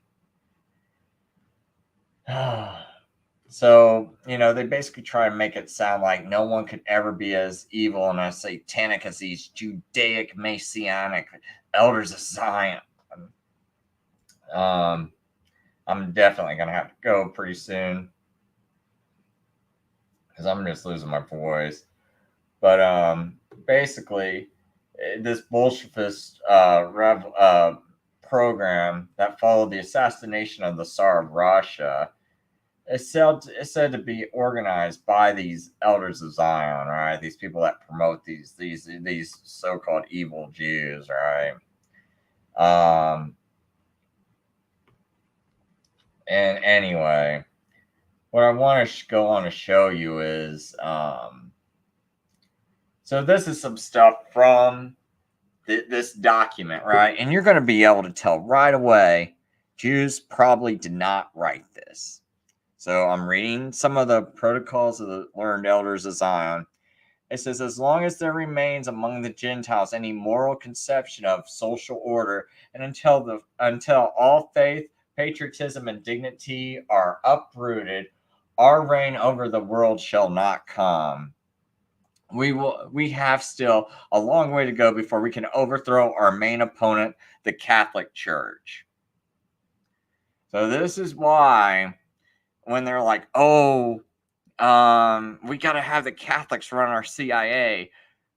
Actually, what they're pointing back to is this document. You know, whenever, you know, they were promoting the Catholics running our CIA, and oh, the Catholics hate communism, and we got to support the Catholics, and yeah, the Catholics are on our side, and Reagan, go team up with the Pope. This whole mindset, and some of them don't tell you this.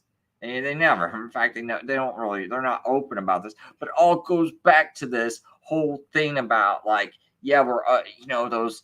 It's the communists, but who are the communists? Oh, it's the people who wrote the Protocols of the Learned Elders of Zion.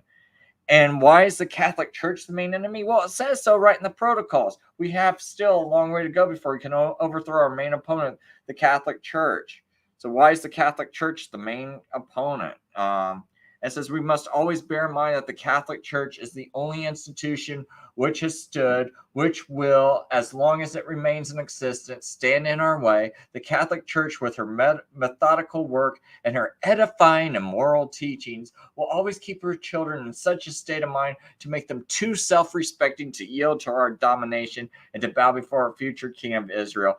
That is why we have been striving to discover the best way of shaking the Catholic Church to our very foundations. We have blackened the Catholic Church with the most ignominious calumnies. We have stained her history and disgraced even her noblest activities. We have imputed to her the wrongs of her enemies, and we have thus brought these latter to stand more closely by our side. We have turned her clergy into objects of hatred and ridicule. We have subjected them to the contempt of the crowd. We have caused the practice of the Catholic religion to be considered out of date and a mere waste of time. Now, does anyone with any kind of critical thinking skills thinks a Jew actually wrote this? Like, there's actually like, oh wow, this really was Jews. I mean, does anyone really? I mean, just with some kind of intelligence, some kind of critical thinking thinks that by just reading this.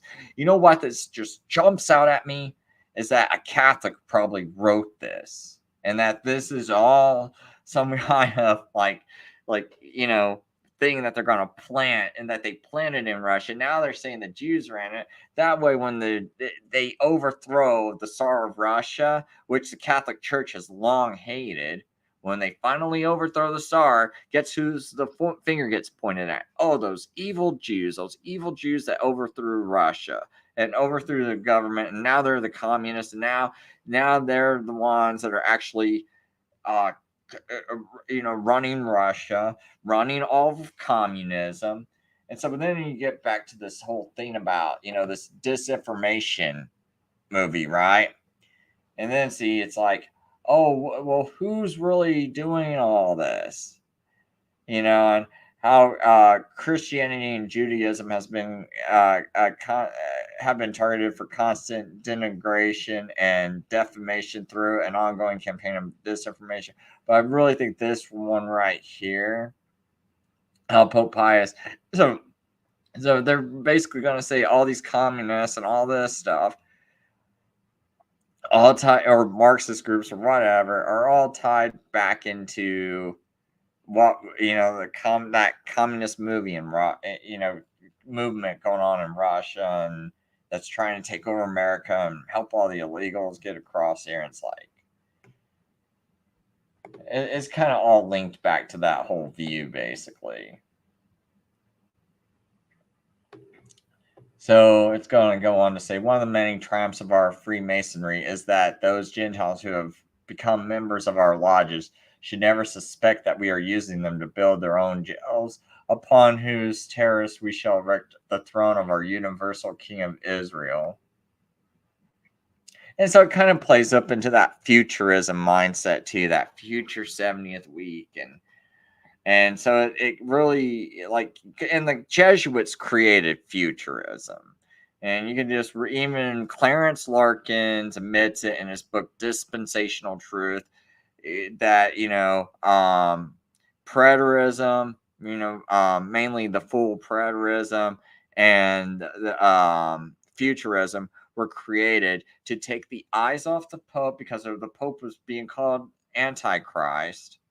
And the Catholic Church was looked at as being the ones running everything, controlling everything, and basically being false Christianity. And so since everyone's accusing them of being Antichrist, the Jesuits come up with futurism and preterism to take the eyes off the Pope being called the Antichrist and be like, oh no, that happened all in the past with Nero. Nero was the Antichrist. That's what the preterists will say, something to that effect. And then the futurists will say, oh no, it's some future person. So now if you also see this little tie-in where, they're dropping things in there, and you got to think, when this document was released, it was like the late 1800s. And so it's only been like a couple of hundred years since the Reformation, and they're pushing this futurism stuff and all this. And then you start to read lines like this. One of our many triumphs of our Freemasonry is that those Gentiles will become members of our lodges. They should never suspect that we are using them to build their own jails, upon whose terrorists we shall erect the throne of our universal King of Israel.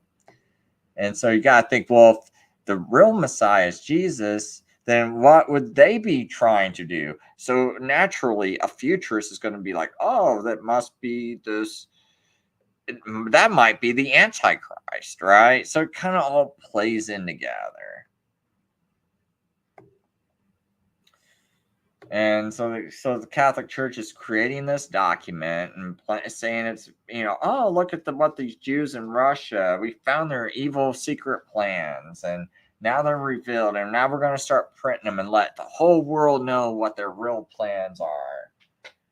And, when the Catholic Church has also been involved in creating futurism and preterism, kind of see like it all playing into it. It's just kind of a thought I got. But anyway, so far we have considered our strategy and our attacks upon the Catholic Church from the outside.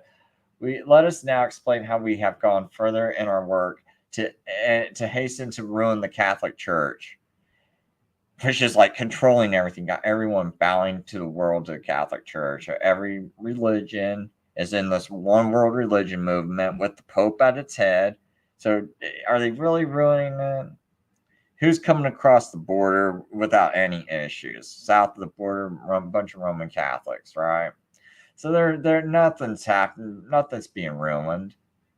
According to WND, the communists are helping them. But anyway, and how have we brought even some of her clergy to become pioneers of our cause? We have, so what they want to do is like, oh, okay, so you think this one Catholic is working as evil? Well, you know what? They're probably working with these people. So that's kind of what they're trying to set up too, is like, let's play the blame game. See, there's these evil Jews trying to infiltrate the Catholic Church. So it's not really the Catholic Church. It's the evil Jews infiltrating the Catholic Church.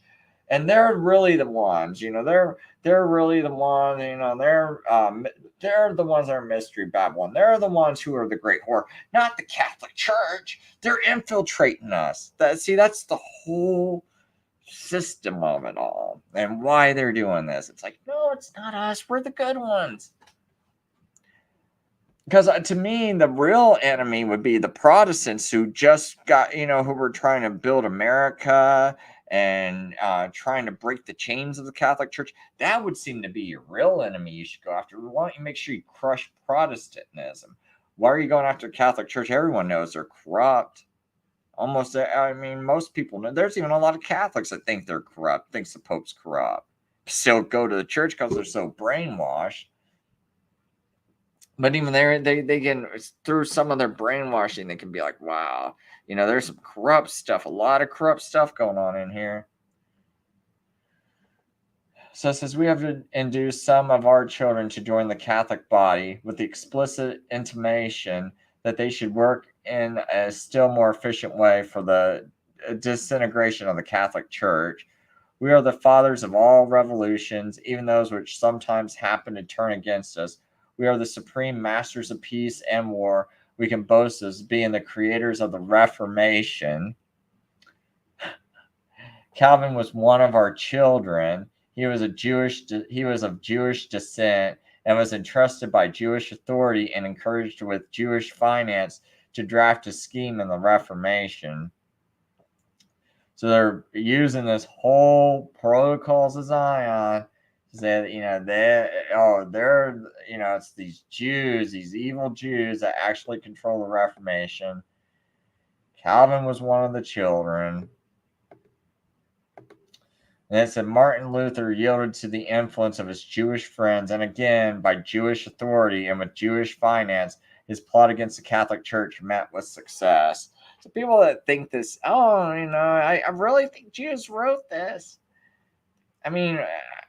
I just would ask them to please try a little critical thinking. Just entertain the thought that maybe as maybe the Catholic Church wrote this to push the blame towards the Jews and deflect the blame from themselves. So it says, thanks to our propaganda, to our theories of liberalism, and to our misrepresentation of freedom, the minds of many among the Gentiles are ready to welcome the Reformation. They separated from the church to fall in our snare, and thus the Catholic Church has been sensibly weakened, and her authority over the kings of the Gentiles has been reduced to almost naught.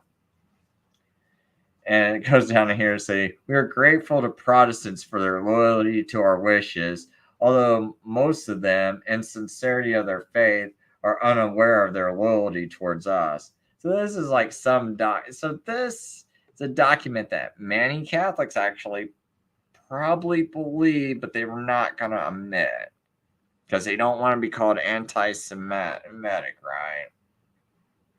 Well, I mean, obviously, just by the tones of it, it sounds like you're trying to link this to Jews causing the Reformation, causing all this other stuff, when really I can find a lot of proof that it looks like the Catholic Church was behind it. France, with her Messianic government, is under our thumb. England, in her dependence upon our finances, under our heel. And her Protestantism is our hope for the destruction of the Catholic Church. Spain and Mexico are but toys in our hands, and many other countries, including the USA, have already fallen before our scheming. Likewise, as regards our diplomatic plans and our power of our secret societies, there's no organization equal to us. The Jesuits are the only ones to compare with us, but we have succeeded in discrediting them, for they are a visible organization where we are safely held, or we are safely hidden under the cover of secret societies. But the Catholic Church is still alive. So I just think a lot of this is like how people could actually believe Jews wrote this is beyond me. Well, not really. I mean, you look at all the other stuff they believe, but anyway. I think I'll read a little bit more in this because I only got three more paragraphs to go. We must destroy her without the least delay and without the slightest mercy. Let us intensify our activities and poison the morality of the Gentiles. Like the Catholic Church doesn't do this with their homosexuality promotion, their transgender, the Catholic Church promoted homosexual adoption of children. They were the main ones to get it started, right? And I mean, who's at the top of most of these organizations? Let us spread the spirit of revolution in the minds of people. They must be made to despise patriotism and the love of family, to consider their faith as a humbug. Let us make it possible for Christians outside the Catholic Church to be reunited to that church.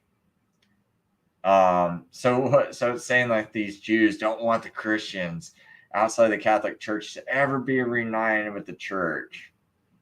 So it's kind of like painting that whole thing where the ecumenism is good and the Jews are fighting the ecumenism. So this evil communism thing is going to fight ecumenism. It doesn't want ecumenism.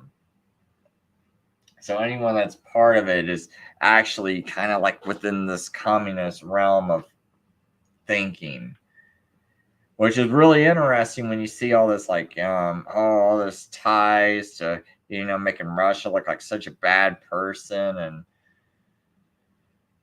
And then it's like, now you got like this war with Ukraine and people thinking, wow, I don't like this war. This doesn't make sense. And Russia doesn't really look like the bad guy. Oh, no. Oh, you think Russia doesn't look too bad. Oh, you must be one of them. And, oh, well, you don't like the ecumenical movement. Oh, I see. You must be one of them.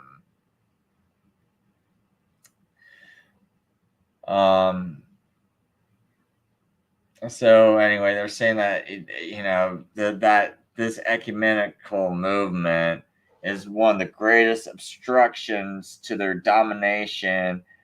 And if it gets strengthened, their work will be undone. So it says, let us remember that as long as there still remains active enemies of the Catholic Church, we may hope to become masters of the world. And let us remember always that the future Jewish king will never reign in the world before the Pope is dethroned. So it's really a thing of, let's make it look like anything else besides the Catholic Church is corrupt.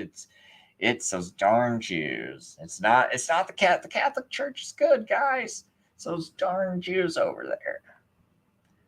When the time comes and the power of the Pope shall be broken, the fingers of the invisible hand will call the attention of the masses of the people to the court of the sovereign pontiff to let them know we have completely undermined the power of the papacy. The King of the Jews will then be the real Pope and the father of the Jewish World Church. And when you hear those people say, "Oh no, it's the Jews actually running the world," and sometimes they'll be like, "Yeah, we do think the Vatican seems to run the world, but the Jews run the Vatican," and it all comes from this document. Because it's all like, no, it's still, Mother Church is still good. It's just that it's been infiltrated. And we got to fight it, and there's such this fight going on, for Mother Church.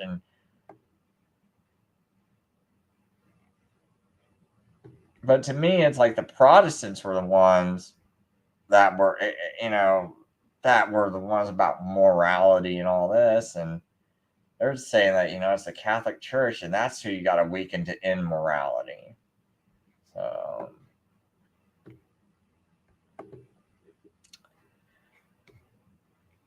but anyway, I'm gonna let this go. I'm kind of losing my voice anyway. I don't think I got much over anything else. I guess sure, I'll look just back to 30. Oh, Steve Deese. My gosh. This guy has a big voice in Missouri, and he always sounds so constitutional, people.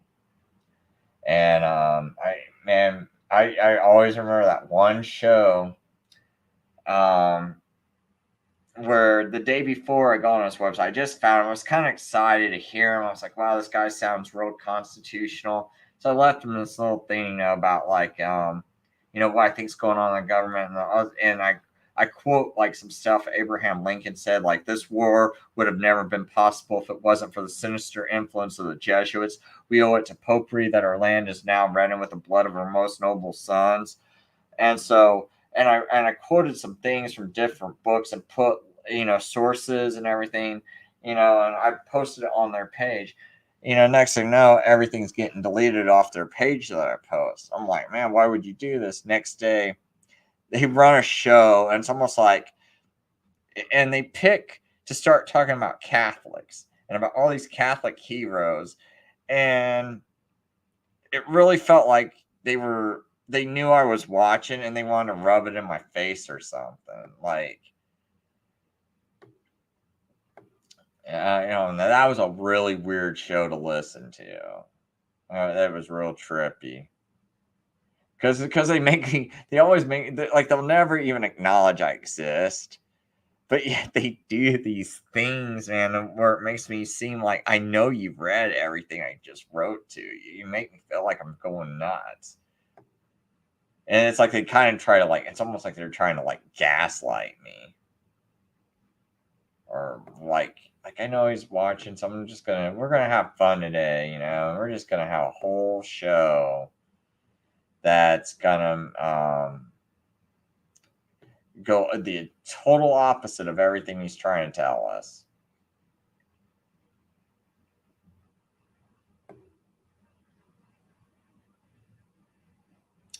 Yeah, that one show is about where I was talking to. That got so many military people angry at me. The show I did 12 years ago. Oh man, my YouTube page was just flooded with comments.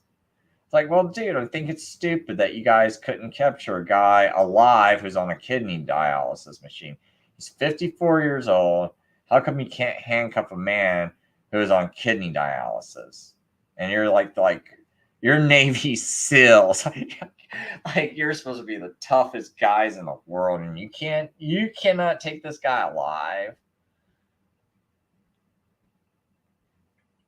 Oh man, it's just like that was just so insane. And then they get offended, and I was like, dude, I don't know. At the time, I thought I could probably take a 54-year-old man on kidney dialysis. Felt pretty tough at that time, I guess.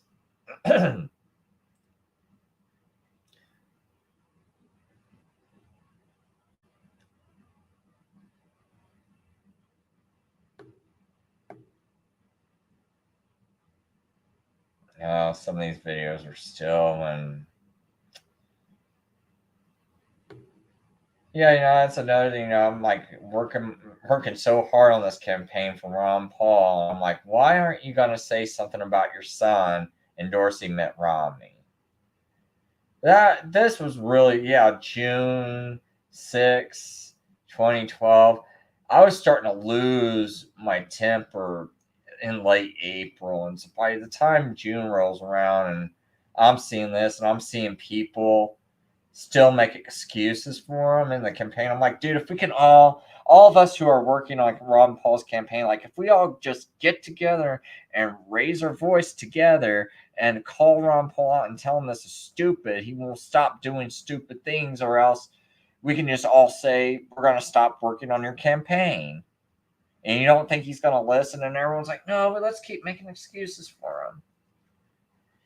And some of those people like Matt Lawson, I think I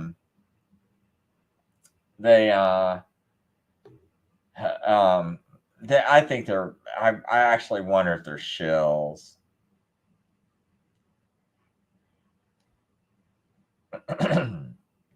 Yeah, I think that, and then shortly after, that's when I started making my video, because that's 2 months later, on April 4th, I start exposing Ron Paul and Matt Larson.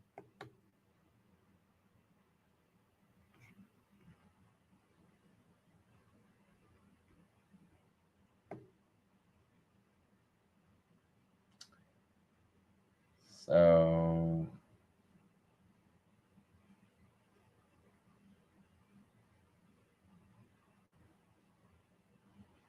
yeah, that's what I'm calling out the Tea Party. I said the Tea Party's not at odds with the GOP.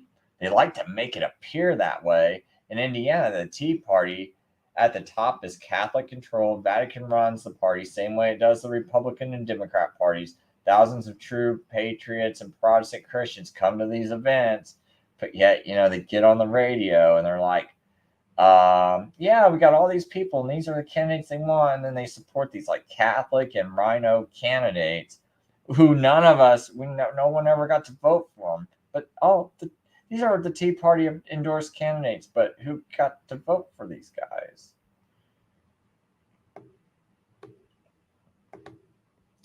Yeah, Bilderberg, Peter Thiel was Ron Paul's advisor, and all these Ron Paul people were making excuses.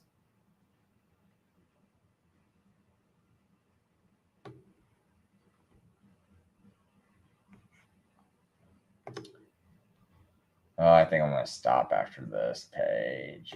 I was just trying to see if there was anything more I could say. Oh, my buddies, Ray, Larry, all giving me the thumbs up. I'm like, yep, I got my safety mask on. I'm just as safe as you guys. That's how they made it sound like, it's like, world's most deadly virus. You normally would be wearing a hazmat suit, but now things have changed, guys. Now, when it's the world's most deadly virus, you put on a cloth mask that you wore many times, and you're perfectly safe. And I was trying to get rid of those bulky suits. I was like, dude, those suits are bulky. It's causing taxpayers to pay extra money, probably about $200 or $300, $400 per suit. It's like, dude, why don't we stop wearing these? And, you know, we can get a 50-cent cloth mask. And we're good to go, man.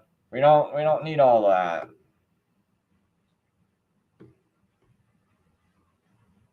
Oh man, I cannot stand this guy from Turning Point. I think it's Turning Point USA.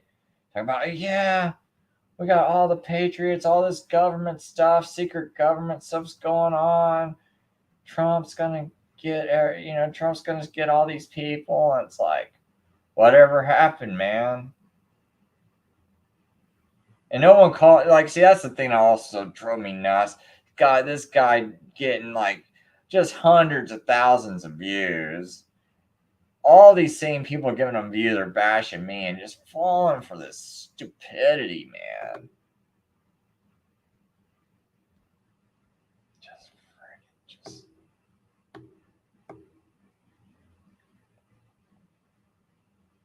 That was always odd, you know, Poppy. This is how you put on a face mask. And she does that like right before COVID happens. I think she did it in 2019.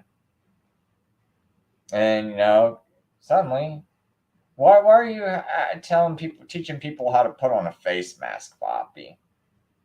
Why did you pick that in 2019 before the face mask became the cool Trump thing to do? Why were you telling people to put a face mask on and teaching them? See, this is something that quickly got me banned on YouTube also. I lost a whole channel on this. So because I was saying, hey, I'm not even going to read it, but you can see what it says up on this title here. Right? Because it's like, I was going into how that applies to the injections that they were pushing.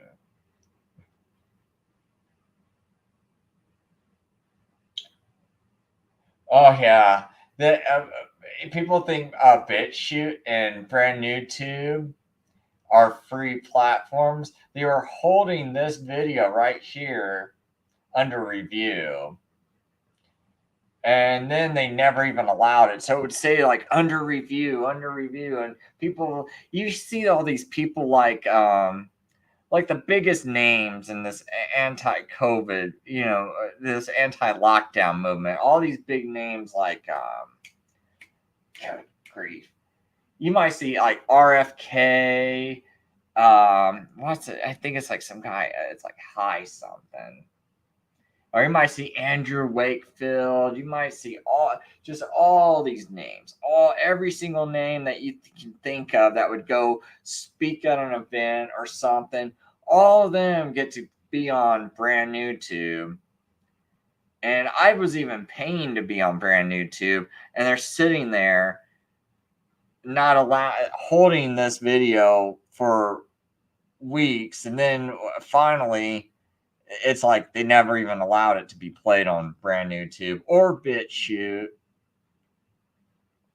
So I think those platforms are pretty controlled. The only platform, maybe I should probably go upload this video. You know, I'm going to download this video. I can. And then I'm going to upload it to, because this would be a good one to upload. Oops, I don't want it to play though. Get me banned in a heartbeat.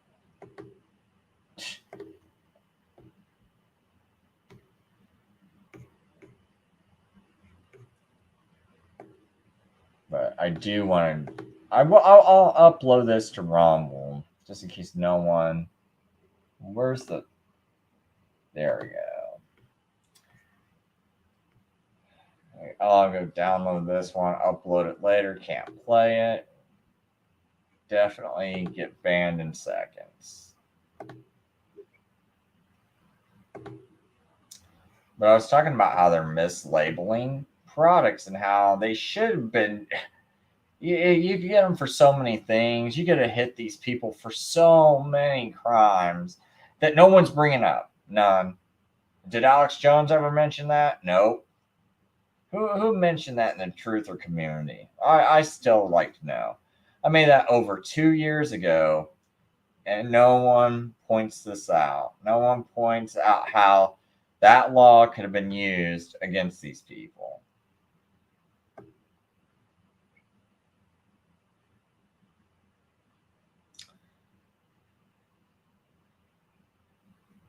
And I'm not, just because I retweet this stuff, it's at the time, it's more like, what do you people think of this going on? All right. It's not like I endorse it. I'm just like, I'm on Odyssey just asking people what they think of it. You know, because I still don't know what to believe, you know, with all this disinformation out there. And it's really interesting. You know, they had this billboard, right? So I had a screenshot of it. But there's like this public billboard, you know, that you'd see as you're driving down the street. And it's like, see, sleeves up. I think it's like sleeves up, bro. And it's like, I got my C19 VACCINE. Right. And then you see this little 666 sign. I mean, really, like, you're like, how can, okay, people are thinking it's the mark of the beast. I'd love to just be in the campaign manager at this time. You know, it's like, guys, we've got to have this marketing campaign. So many people are vaccine hesitant, especially some of the Christians out there. They're thinking it could be the mark of the beast. Guys, can anyone think of some good ad campaign that might help Christians get over their vaccine hesitancy? Can anyone think of an idea? Hey, guys, I got one. What we do is we have someone that got a little Band-Aid, and we do this. And that way they know it's A-okay. Like, you know, because, like, they'll be like, they'll see this, and they'll be like, A-okay, right? And it's like, it's okay, go get it. Yay, that'd be a good way to promote it, you know? Right, real good way. Think it's the mark of the beast, and you're gonna do this. It's like they're doing it right in your face, right? It's like no one accidentally thinks of this stuff. They know how they're playing it on people and how they're playing with their minds. It's such a massive psyop. You know, it's like, how can we mess with their heads? How can we gaslight them? How can we do all this stuff? And how can we demoralize them, and all these various things going on? And, you know, now, and we'll tell them it must be the Jews, it must be the Masons, it must be the Marxists, it's gotta be the communists.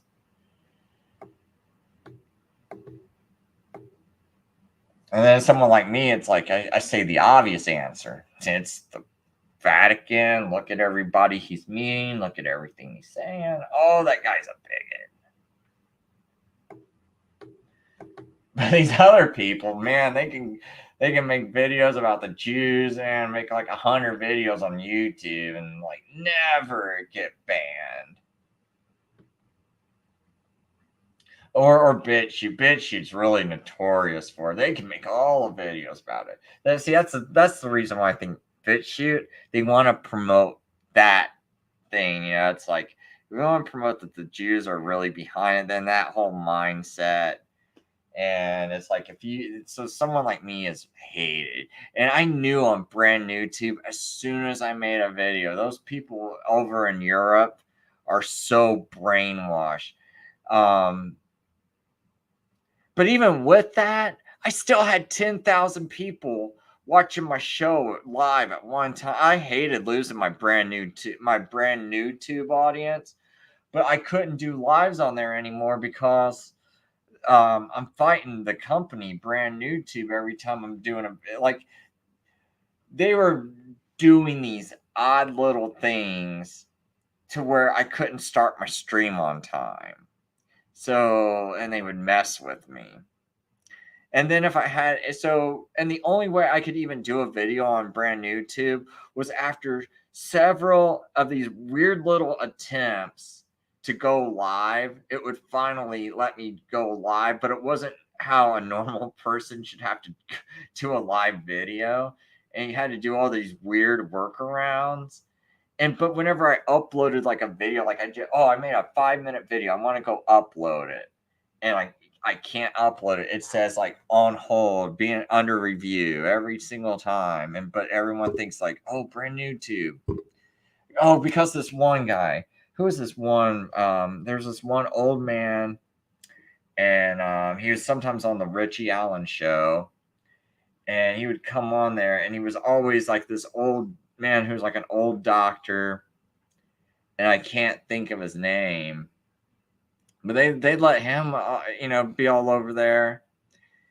And but it seemed like he got like a lot of hate when he even tried to suggest that, oh, maybe the Vatican. He got a ton of hate.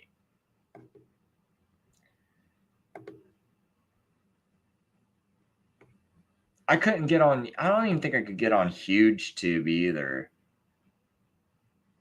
And the weirdest thing was, Parler right before it got shut down, I go post one of my videos on it, and I just got thousands of views on it, and it's just like, and I had just joined it, and it's like less than a month later, it's completely shut down.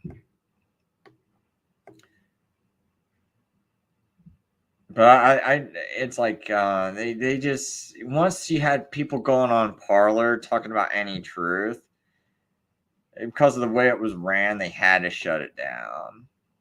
And it's kind of like a long story, but they couldn't quite control it the way they wanted to. I think that's the real reason why Parler got shut down. They couldn't control the dissemination of information.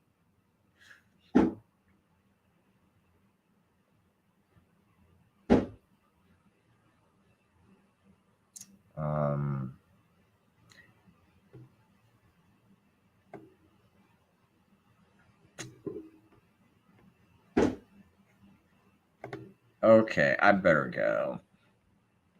Kids are up.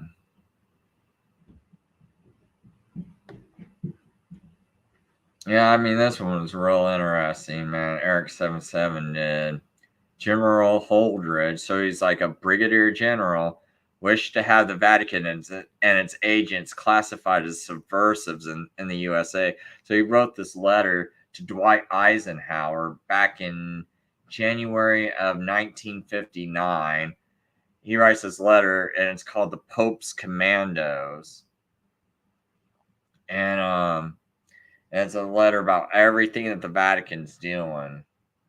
And it's almost everything that, when you read all these things like, oh, the communists are doing this, the communists are doing that. You read what General Holdridge says, and he goes into he goes into some detail about it.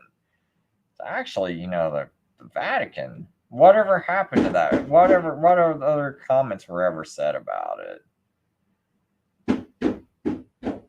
And responses, but yep, I gotta go.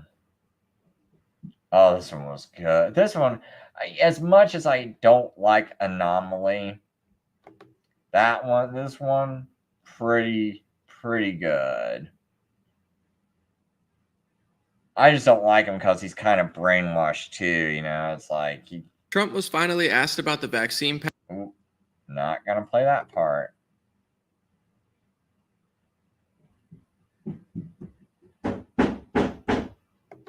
Boy. Someone's angry.